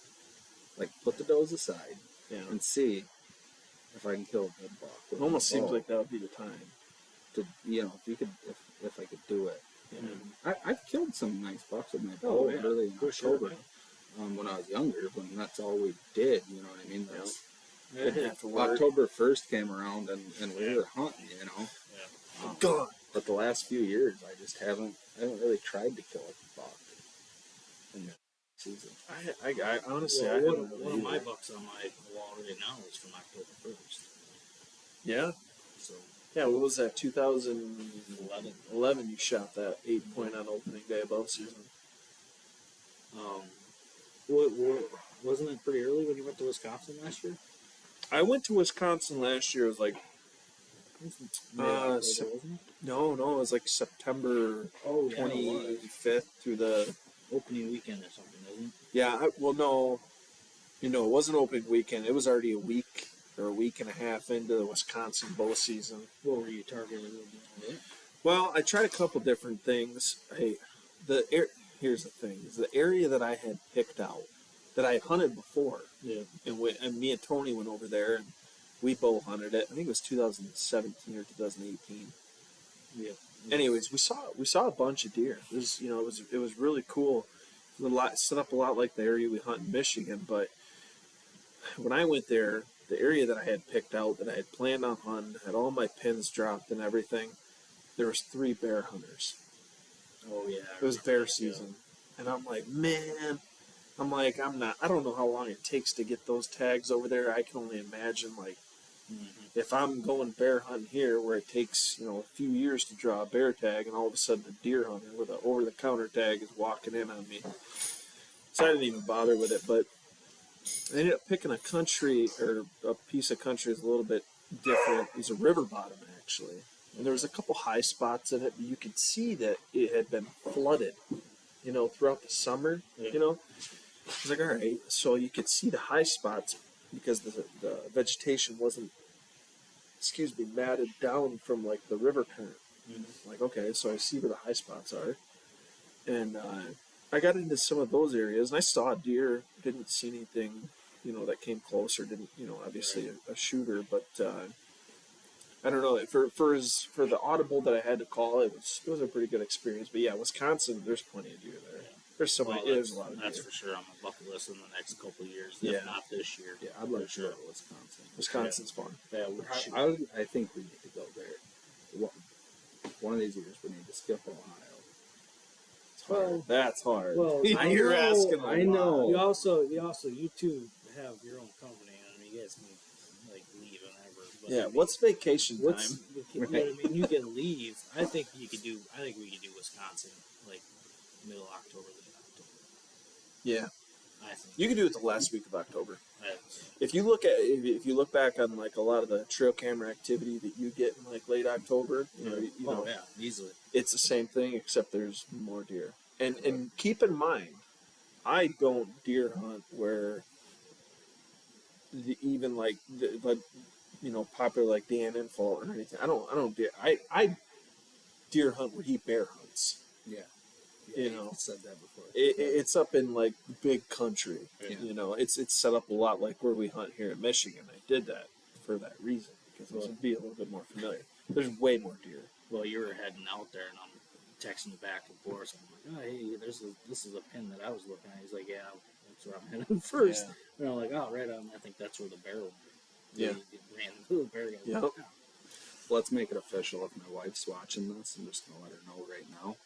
Oh, We're leaving on the 25th of October, and I'll be back on November 14th. Yeah, we'll leave straight from Wisconsin and go straight to Ohio. And then back here Yeah. by the 14th. Enough time to grab a loaf of bread and some eggs and a case of beer and head out to deer camp. Yeah. Kiss your wife goodbye. I wonder if the audience out there would like a Wisconsin deer camp episode. Yeah, I didn't even actually think about that to ask everyone. Sorry about the banging.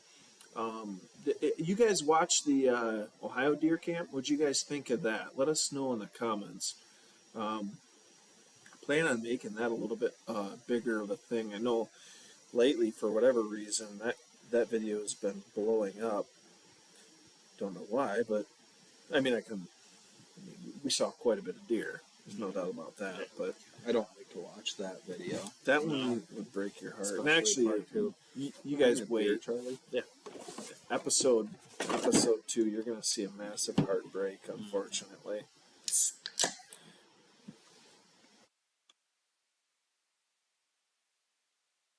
Yeah, the light's hitting the laptop just right when Yeah. I can't read them. Oh, you can't read them? No, Hey. that's why I was asking about that until I could We're see gonna it. talk about giveaway. Yeah, I don't think we're going to do We were it. just gonna ask them, see kinda what they put it were out there. interested in. Yeah. Okay, guys. So, and this is going to come up to all of you in the comments section. We're going to do a giveaway. After the deer camp, the final deer camp episode is done, we're going to be doing a giveaway. I've suggested a couple things. Charlie and Jacob both suggested a couple things. Kind of want to know what your guys' feelings are on it. Thought about asking a question for someone to answer, and then we've also discussed what we're actually going to give away. Yeah. For sure, it's going to be some Michigan Gone Wild swag, a hat, T-shirt, a J Sporting gift card, J Sporting Goods gift card. Thinking of a couple other things too. We want to make this a big thing. We really appreciate everyone tuning in, sharing, liking, subscribing, and all that. So the biggest thing about our channel is I think we just like being a part of a hunting community. Yeah. You know, I don't think we've ever really saw ourselves as like the front runners in anything. We just like being part of the community, going to the buck bowl, meeting new people, talking deer hunting. Oh yeah, like I know. that podcast that we just did with Yeah. Kevin. That was a lot of It fun. It was just fun, just meeting new people. Yeah. You know what I mean? But yeah, stuff like that is just be nice to get into a little bit more. Yeah. Yeah, and you know what? On that topic, big shout out to Kevin there, Vistison from the Deer Hunter podcast. He had us come down. We got to air our first episode down there. That was awesome. We got to hang out with a lot of like-minded deer hunters. It was a really cool event down there in Mayo at the Asabo River Outfitters. We had the Fair Chase guys there. We had the Bow Hunter Chronicles guys. So it was a lot of fun. Really I really cool. appreciate them having us, and hope to do a lot of similar stuff like that. I think that's one thing outside of like deer camp. You know, being able to get together with a group of people and talk hunting, maybe tactics. And basically just get to know new people would be really, really cool. Yeah. Yeah, shout out to Jordan too. Yeah, Jordan did a great job. I mean, that store, wow. Man, for being where it's at, it's amazing. Yeah, outside of being an amazing videographer, Jordan Suswitz there, he helps manage the Asabo River Outfitters down there, and it looks amazing. If you get the chance, you're going through Mayo, even if you have to go 10 miles out of your way, stop in there. It's worth it. They got great food. It's a great store, good selection of stuff, and they did a really good job on that. Yeah. And we got an event coming, or Jake's got an event coming up that people could easily come and meet and greet us too.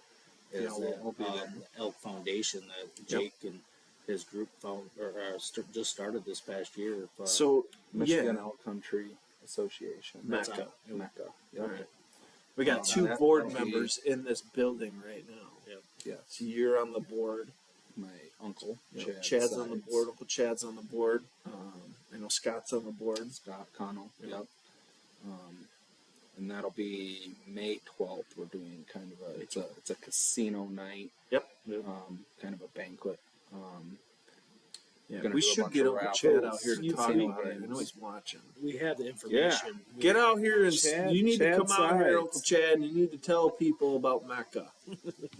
He's going to be coming through that door here But shortly. you guys anybody can get on Facebook, right? And Yeah, we've got a Facebook page, a website. One day in Jake's tree stand for that giveaway. well, they got to find the tree stand Well, first. sorry, you already killed the big one. You guys will see that. I think you're going to need a tree stand, waiters, a few other things. You're gonna need a canoe. If somebody could just follow us once, they'd get halfway back. Oh yeah. They're They're like, yeah, this no, ain't no worth more it. of that." This ain't worth it. Repping Presque County.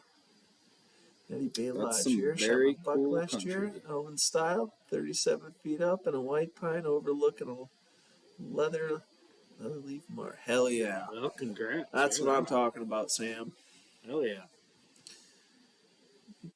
Deer hunting with a handgun. You know what? Jordan Kettlewell, he asked me, that was a few years ago now, he wanted to have his dad come out and he wanted to shoot a deer off one of the marshes that I had a tree stand already set up in. He wanted to shoot one off with a handgun.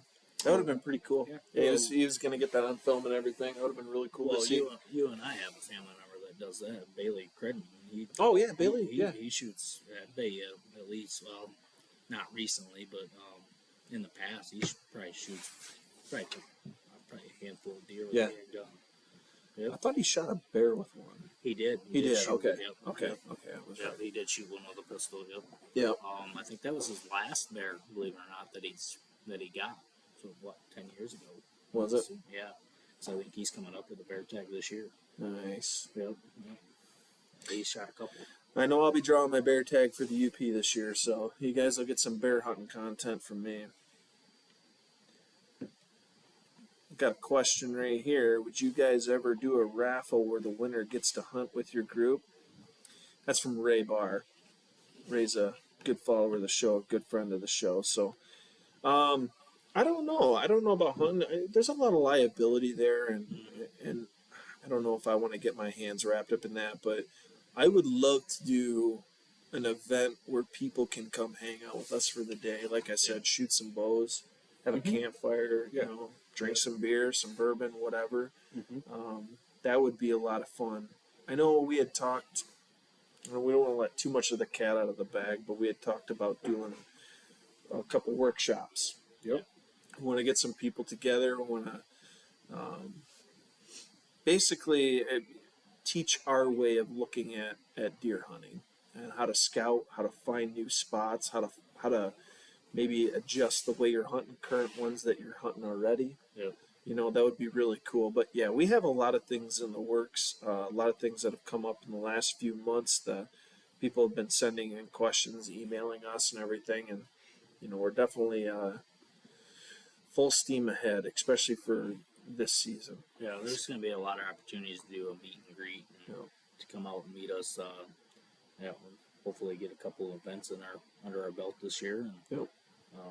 hopefully we can do a meet and greet with Jay's there this year. That'd be pretty cool to do. Yeah, I would say that's probably the first thing that you guys are going to see. We do want to do kind of like a little workshop meet and greet at Jay's, or at least somewhere close to the vicinity to the area that we live. So you keep an eye out for that. What about hosting a Michigan Challenge, almost like others' public land challenge they did in different states? You know, I have I've reached out to a lot of very popular hunting shows on various forms of social media to come up here and deer hunt. None of them want to. And I'm being completely honest. None of them want to. And we'd for sure go somewhere else. Yeah, we go. I've hunted 7 different states, We'd totally take on the one challenge. province. I've hunted a lot of different places, all public land, and you know I love experiencing new things, challenging myself. But yes, I've reached out. I know Charlie. He's talked to a couple other YouTube channels and stuff like that. Listen, when you have a select amount of time, and I'm thinking on their behalf, or, what they would be maybe. When you have a select amount of time to go hunting, Michigan isn't exactly a target-rich environment, especially in the area where we hunt. A lot of the northern lower peninsula, while it has a lot of public land, obviously we know there's not a lot of deer, and it's often difficult because it's big woods timber. You get into the UP, it's even harder with the deer population. Southern Michigan, there's obviously more deer, more opportunities at bigger deer, but then again, access becomes harder in southern Michigan. So now you're looking at, where do I actually get to hunt? So I've reached out to, if you can think of the big deer hunting YouTube channels, I've already reached out to them. Most of them are not interested in coming here and doing what we do, not even with us at deer camp. Right. So. And we'd easily go downstate and try it down there if they wanted us to. Oh, I'd love to go downstate and shoot their deer. But yeah, we even go out to other states. They're not I think against any of that. John Ron, the Uper Outdoors guy, I think he goes central, southern Michigan. Oh, yeah. I think he's got a couple good bucks down in that area on state land. Well, I'm working downstate right now, and it's real rare, but when I get out, I usually go walk around the public land, and the sign is insane. It is. Compared to us up here, Everything's so much more concentrated. Well, it's also it's Michigan still, but at the same time, it's like, man, it's a lot easier finding these roads than up here. Up here we're walking 3, 4, 5 different days, 10 miles a day just to find one good big rub, and then go it's from hard. there. It's not easy. You go downstate, and there's going to be a little bit more rubs, more action, but yeah, we ain't against it. We ain't getting that offer, and nobody's taking our offer. I've had I've had a lot of people message you and be like, "Hey, you want to come hunt here? Hey, you want to come hunt there?" A lot of it's on private land, and that's not really my thing. I like going down and finding a good, chunk of public land, or at least a few access points of public land, and breaking it down and find a way to hunt.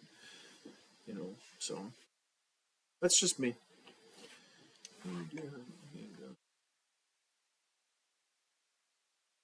Kind of liking that idea of one day in Jake's tree stand.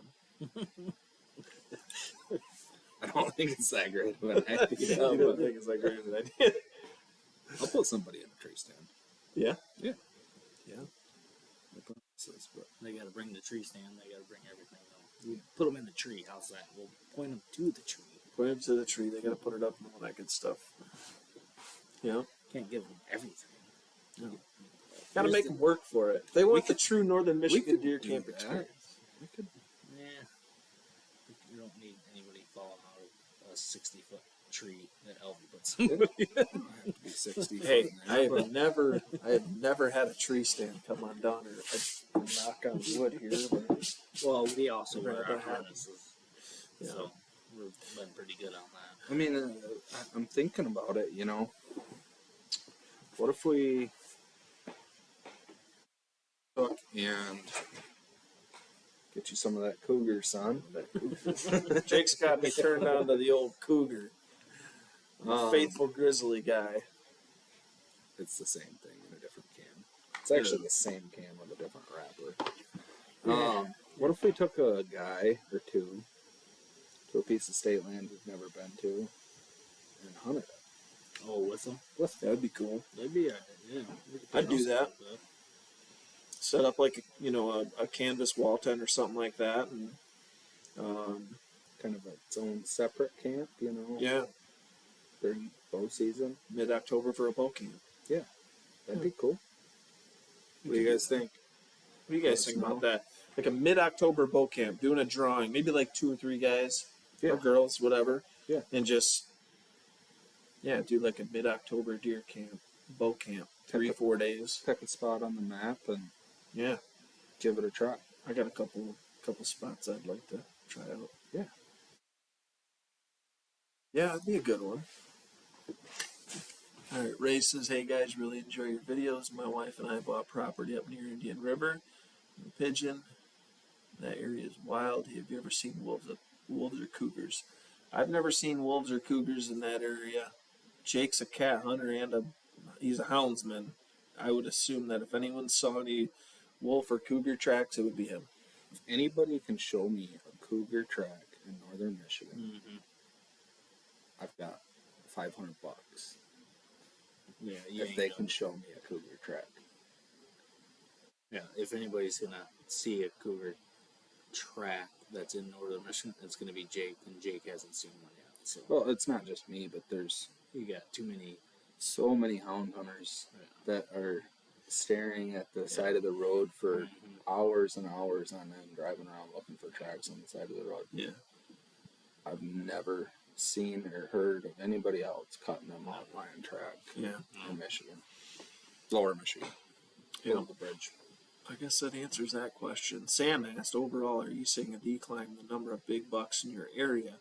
I am seeing that in PI, I'm suing Presque Isle, in the last few years, and I don't know why. That's a good question. I don't know. I'm seeing less deer. However, if I go into certain areas, I like putting trail cameras out. Like I have no issue getting bigger deer on camera, but I would say that there's less. Well, let's just make this a point. Depending on the area. We probably, at the high number, we probably had 15, 20 people at camp. And, you know, I mean, obviously we don't hunt next to each other, and none of our people at camp do. And out of 15 guys, at least every one had a nice buck on camera. You know, Oh yeah, at least one. So, you know what I mean? There is a decline in the deer, but at the same time, everybody's still seeing that at least one big buck that they're chasing. You know what I mean? But everybody's idea on a big buck's different than you and I and Jake and. No matter where you go, like there's very few places you can go in Michigan and throw a dart on the map, and there's going to be a good buck to hunt in the area. Yeah. Maybe not a 4-year-old buck, but A nice buck. 3.5-year-old Yeah. buck. There's Oh, yeah. a 3.5-year-old buck Yes. in any area you pick on the maps. Yeah. Anywhere you go. Yeah. And where I was going with that is, you know, I mean, the people that we're driving next to, I'm sorry, everybody's in that trail camera world. So every time we drive by a vehicle and they're hunting there and you see that same vehicle there all season, Yeah. he's got a buck there. And that's not even the area that Yeah. I'm hunting, you know what I mean? You just know in your mind that guy has a nice buck in Yeah. that spot. Yeah. You know what I mean? Why would somebody take that time to hunt that, you know what I mean? But that's where I was getting with that. But Hope that answers the question.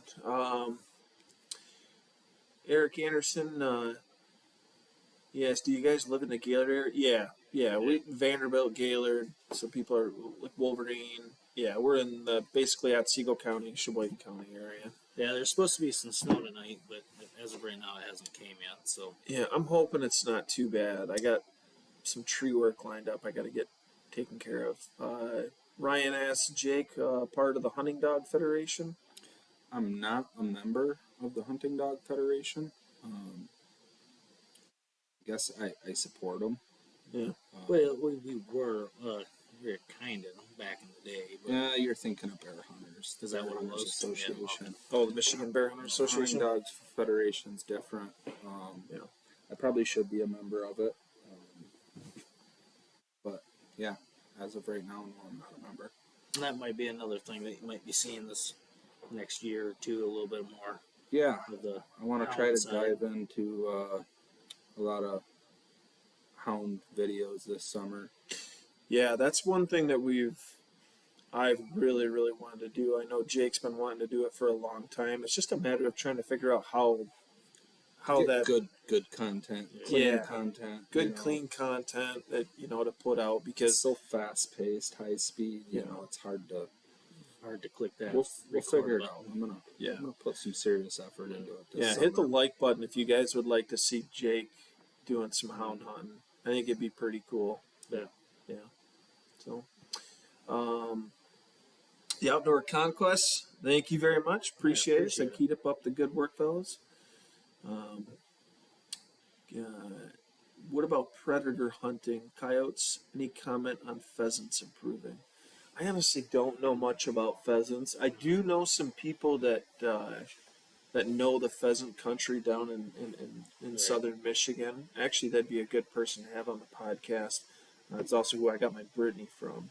So I woodcock and I grouse hunt. I have a Brittany Spaniel. So Somebody I do that. released some pheasants last year right by our house. I've There had a was half a dozen of them living under my truck yeah. most of the winter. But for predator, I mean, we Jake and his uncle Chad, they do a lot of cat. Yeah, they do a lot of coyotes. You guys used to do a lot of coyotes. But Yeah, I completely got out of coyote hunting. I just kind of lost interest in it. Yeah. I caught a coyote one time with the dogs, and the coyote had mange. And about a week later, I had 3 dogs with mange.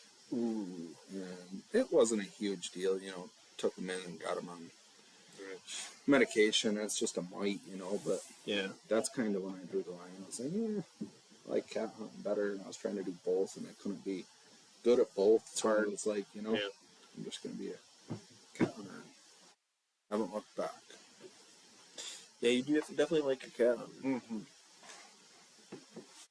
did you get all the questions on Facebook though? Yeah. Lucas. Well, Outdoor Conquest. It's Lucas though. That's I know him. I could talk pheasants with you.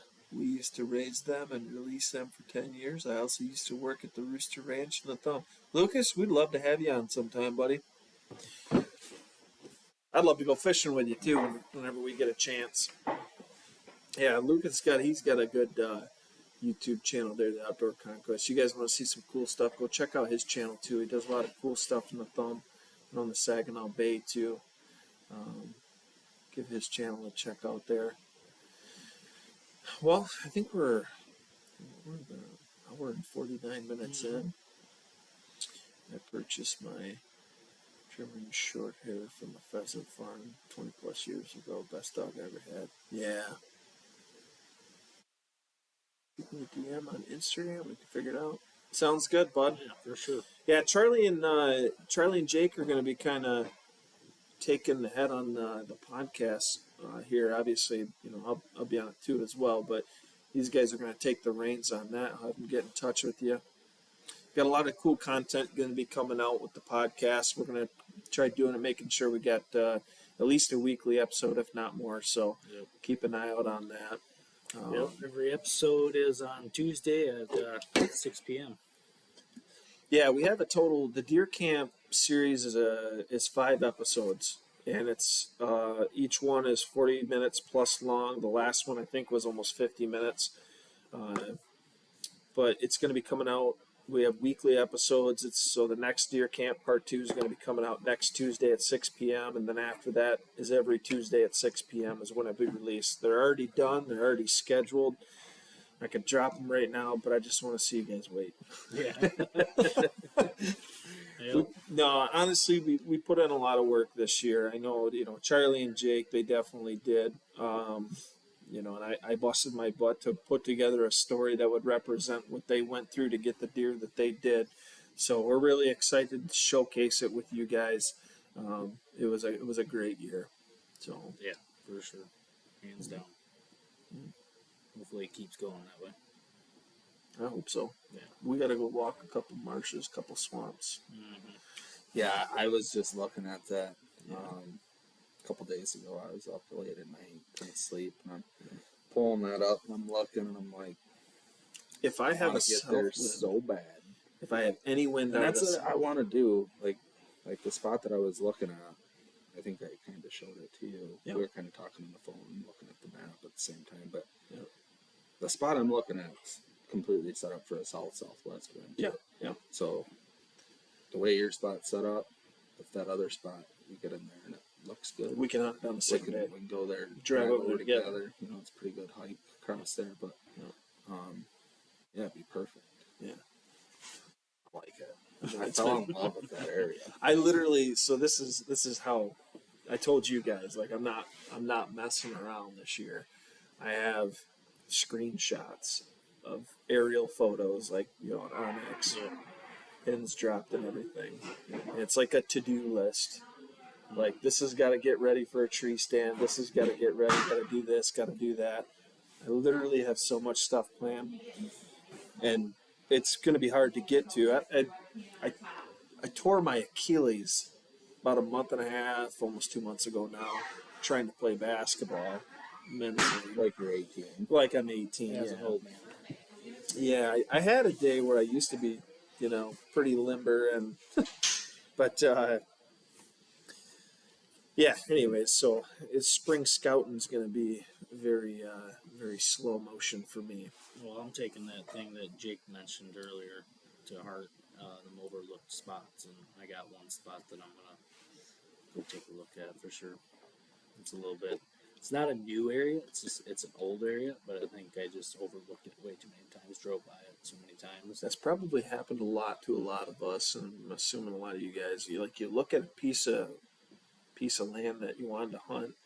Maybe you wasn't in there and bow hunted it once, and you're like, eh. Mm-hmm. Yeah. You're like, I should have gave that more of a look. Yeah. Yeah, there's a lot of that, And I want to dive into it a lot more too. It's just. So we got Nathaniel here. He says we should do a show together. I'm a huge fan and angler and know Saginaw Bay and Lake Michigan like the back of my hand. Yeah, I'm all for that, man. I love fishing. We are doing a walleye camp. Yeah, that's right. We're going to do a walleye camp. Opener, a walleye. Yeah. I think it'll start the night of the 28th.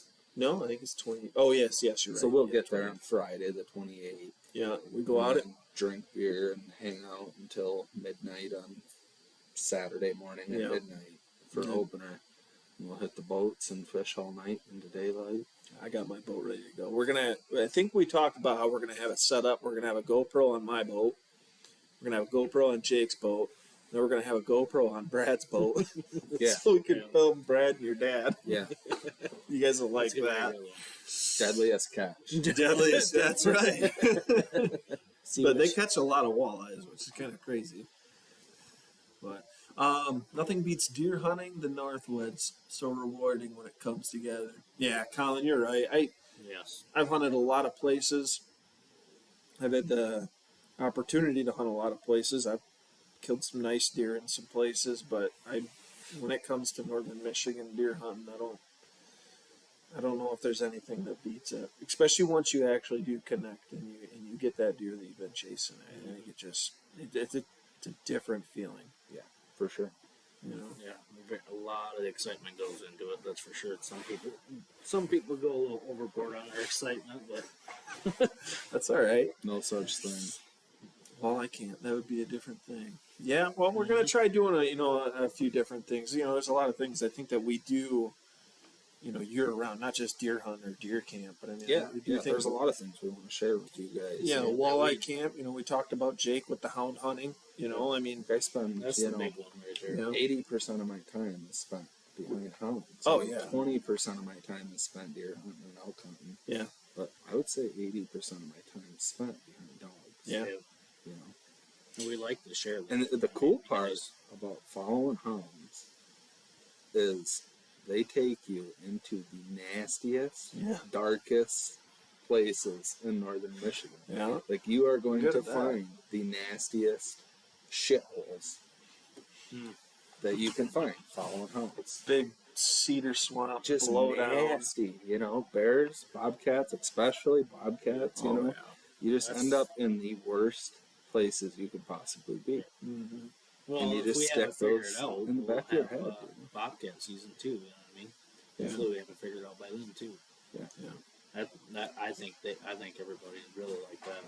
Yeah. I mean, if they think Yeah, that would have its own challenges too, Yeah. with the snow on the trees. Like, Yeah. you cannot keep the snow go from going down the back of your neck out.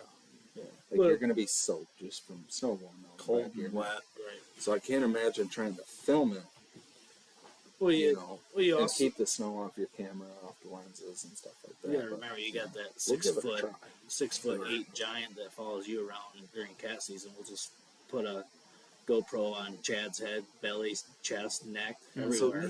he actually bought one of the chest cameras that the cops use. Oh, yeah. Oh, he was- yeah, he was yeah. talking about that. Yeah, I don't know if he ever used it or not. I know he's in there listening. but I know he definitely bought one this winter. And, Yeah, because the old guys at camp and Brad and Chad fall in that or under that line now. But you know, I mean, when we come back to deer camp with all our footage for that night, if we shot something, they were all pumped up. Like, oh, we want to get into this. This is fun. This is awesome. You know what I mean? yeah. And it's just rare, raw footage then because we ain't like cutting anything out. It's literally us showing what happened that night, and they're just loving it at camp. Yeah. You're getting the full effect. But during cat season, cat season, you're going to have to push record and just hope for the best type thing. Yeah. And I think people would like to see that because it's like that rare, raw footage. Yeah. Yeah. Especially when you got Chad falling in the river and stuff or throwing a dog across. Come on, go! You know what I mean? So Colt says I was camping at the Pigeon River Campground 2 weeks ago, and it was the first time I was up there during the winter. It was a great time. Looking forward to going back up in September to see the elk rut. You would like it. I would recommend going the first week of October because it's even better. Mm-hmm. I don't know how many times I've gotten out of my tree stand in the middle of the morning because there was elk bugling around me, and I'd just go sneak up on them. It's awesome. Yeah. Eric says, hope you guys are following the proposed new consent decree with the 5 tribes in the 1836 created waters. Going to be lots of unhappy fishermen in northern Michigan, lots of new gill nets. I've been hearing a little bit about that. I haven't looked into too much of it. I guess I don't have an opinion because of that. I haven't looked too much into it, but I see a lot of gill nets out there when I fish the big lake. That's actually most of the fishing that I do is lake trout and salmon. Up in the Straits area, up out of Petoskey, and then over in Alpena, Rogers City, and stuff like that. But I mean, they're usually marked pretty good, so you kind of keep away from them. I'm curious to see how much it increases. I guess we'll see, but I mean, if you look at some of the the tribal stuff, I mean, they do invest a lot into the Michigan fisheries. I know if you ever look at like the Michigan lake stocking data, especially in obviously the Great Lakes, there's a lot of tribal participation in there. So I don't know what's right or wrong. I haven't looked into it enough to form an opinion, but I guess time will tell in that. So been going every September for the last 20 years, just camping and seeing elk. Yeah, Cole, it's a lot of fun. I mean, if you're just coming up here for the elk, I mean, that can even be good enough, especially a 3-4 day camping trip. It's a lot of fun to see them elk. Lars Pinella, am I saying that right? Pinella, yeah. Lars Pinella. When is the peak rut for our elk in Michigan? I would say probably the 3rd week of September, 4th week of September. Yeah, I would say third week. See, I would say the last week of September. Last week of September. Yeah, you get some frosty mornings the end of September, mm-hmm. and it's hard to beat. Yeah, I'd be out there like getting the stuff set up for bow season. One of our things we want to do for the Mecca Michigan Elk Country Association, we want to take some people out on some trips to view elk during the peak of the rut. Yeah. So if you're interested in that, look up the Mecca page on Facebook or our website. Yeah, it's the Michigan Elk Country Association. If you guys get a chance to go look at that, there's a Facebook page, and they have an event coming up on May 12th. It's going to be a casino night. It's going to be basically a wild game setup, so it's going to be a lot of fun. You can find it on our Facebook page. Yeah, we've shared it on the Michigan Gone Wild page too. Yep. So, I mean, yes, Michael, not very good, still learning. Well, he's still learning. Let me catch it. Computer's like 5 feet away, so it's hard for us to read up on that comments. The glare on the lights, I can't see. Yeah, you can't see anything. My dad got a bull tag in 2020 and shot a 371-inch 7x7. Ooh, 371 inches. Did he enter that into the books? That's got to be in the Michigan books. I think that would be touching the state record. That would be very, very close. Yes. Do you guys do any still hunting? Yeah, I don't. You don't get a chance to record it. we're trying different things with the GoPros. We're going to be upgrading the GoPros this year. Some of us, we do a lot of different stuff as far as like scouting in season that we don't ever really get the chance to record because typically we have the camera in our backpack. It's on our back. So, but this year we're going to be doing a lot of in-season scouting content that we're going to be putting out in almost real time. So that way people can kind of stay up to date with what we're doing, and maybe it'll help you while you're in the woods scouting and even hunting. So I've been looking into that a little bit. But I mentioned it's more for like tracking and late season stuff. But Yeah. I tell the truth, I've been dipping my feet into it a little bit more and more. So. yeah. Eric said Charles. I run a charter out of Frankfurt, and I know areas off of Leland and parts of Grand Traverse Bay have been hit pretty hard. Is that, Eric, are you speaking about the nets?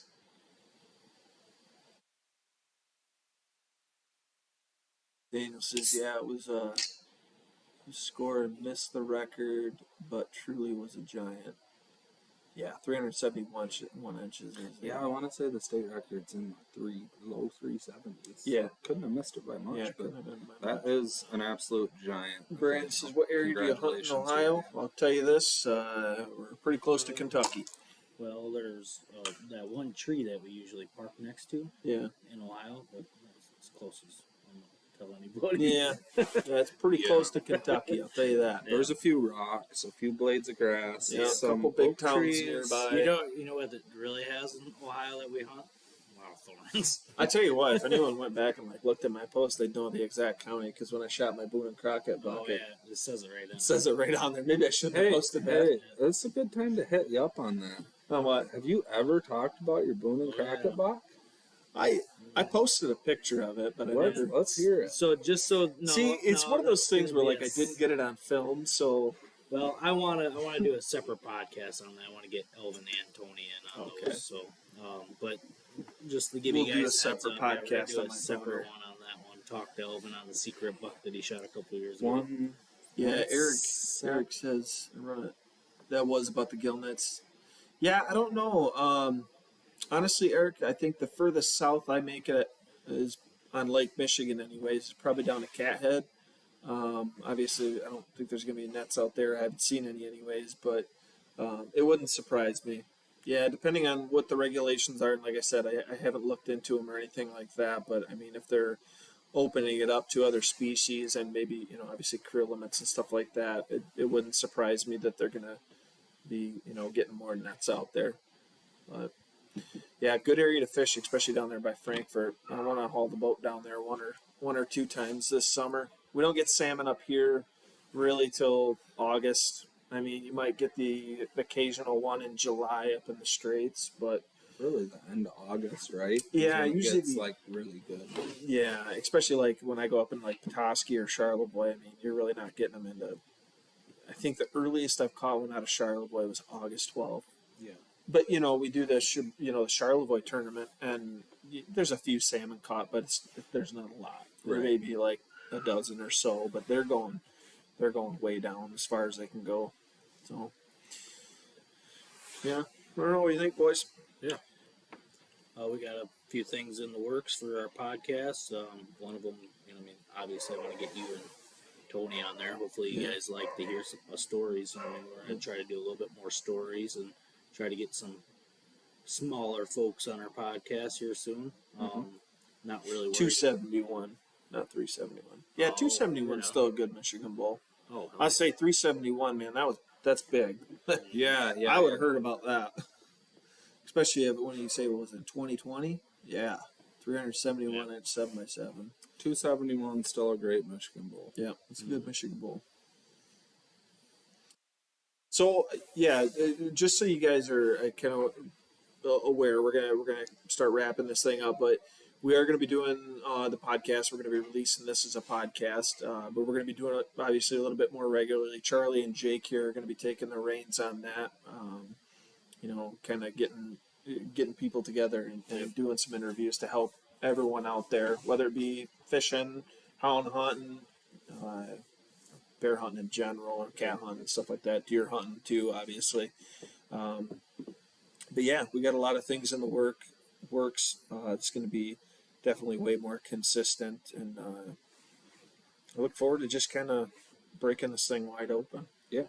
You know, Do a bunch of short videos. You know. Yeah. We're in the woods all the time, and people don't realize that, I think. But, We're gonna Yeah. try to show that a little bit. you know, I do some brook trout fishing throughout the Yeah. summer. You know, just well, I think spinners, ultralight rods, small cricks, you know. yeah. Throw Yeah, they a say, GoPro like, on. take what you do good and make it better. And, you know, we've been trying that with the deer camp stuff. But like you just said, Jake, we're always in the woods doing something. Always, yeah. You know, it doesn't matter if it's mushroom picking or, you know, trout fishing or, you know, but we're going to have the camera in the woods a lot more. You guys are going to be seeing a lot more diverse content. So if you guys see the, you know, occasional small stream brook trout fishing video pop up, don't be surprised. And we'd love to hear what you guys think about it, you know. So I know Jake's got some stuff in the works as far as hound hunting, you know, running cats, running bear. I'd like to hear what you guys think about that. Obviously, we're not going to make things political or anything, but, you know, we support all outdoorsmen that do it the right way. And, you know, we just want to see Michigan hunting and fishing and outdoors in general grow and become more popular. We have way too many people in this state for, you know, there to be a decline in anything. You know, we have such a rich tradition in hunting and fishing and the outdoors and trapping too. You know, I need to get back into my trapping game, and I look forward to that. So Yeah, I would just like to say, too, anybody that's on the fence about hound hunting, you know, for or against it, don't really know. Don't be afraid to reach out to me. I tell anybody if they want to hop in my truck sometime throughout the summer and train dogs, I've always got an open seat in my truck. and the I'm seatbelts always- do work. What's that? And the seatbelts do work. Seatbelts do work. And you'll want to put them You on. want to put them on during during the Yeah, hot if you're on the fence about it, you don't know what you really think about it, and you want to give it a try, just reach out to me, and I've always got an open seat in my truck. Charlie, any last thoughts? No, just keep your eyes open for the new podcasts and stuff. We're going to try to get that working a little bit. Yeah, just like and share those videos as much as you guys can. It helps us out a little bit. Yeah. We're going to try to target them smaller people that everyone likes to hear and talk to during our podcast. We're going to try to leave the bigger names away. There's other guys that can do that. We're going to try to talk and get that story out there and listen to stories. I think a lot of people like that. So Yeah. we got the Elk Foundation in May. So hopefully we can see a few new faces there. Yeah, good night. Yeah. Biggest thing I would say is keep an eye out on the Facebook and the Instagram. If you haven't followed, you know, feel free to hop on there and follow where a lot of stuff's going to be coming out with the podcast. A lot of the organizations or companies that we're going to be working with, well, you know, we're going to be sharing stuff on there. Then also with some of the workshops and meet and greets that we want to do, we're going to be posting it there. I'll make sure that we also try to touch base on any of that stuff within the podcast or any videos that we come out with. So just keep an eye out on that. So with that being said, I want to thank all of you for coming on tonight, for joining and showing your support. It is beyond appreciated. We look forward to many more of these. And like I said, it's a 5-part deer camp series, so I'd really like to hear some feedback on what you guys think of the new setup. You know, we're really excited moving forward with the deer camp series, being, you know, a 4 or 5-part series every single year, showing you a little bit more each year with the scouting, with the camp camaraderie, or the lifestyle and all that. Not just the shots and kills on camera. And let us know what you guys want to see more of, you know, in the deer camp If it's series. the camping, is it the scouting? Is it the one-on-one with our family? Is it friends and family? Is it the poker games? We just want to hear everything. Just let us know. We can always work something out. Always looking to improve. Yeah, it not only helps us with creating content, but we're ultimately creating the content for you, the viewers and followers. I mean, that's what ultimately we want to do. We want to put out a good product that, you know, helps people, motivates people, and, you know, ultimately makes a better community for hunting and fishing and trapping in Michigan. And throughout the whole Midwestern country, for that matter. So, I think that'll about wrap it up. So thank you, everyone, Yeah. for tuning in tonight. Thank you all for the support, and keep an eye out on the Facebook page. We'll be doing another one of these Q&As within the next week or two. So Cheers. cheers. You guys have a good one.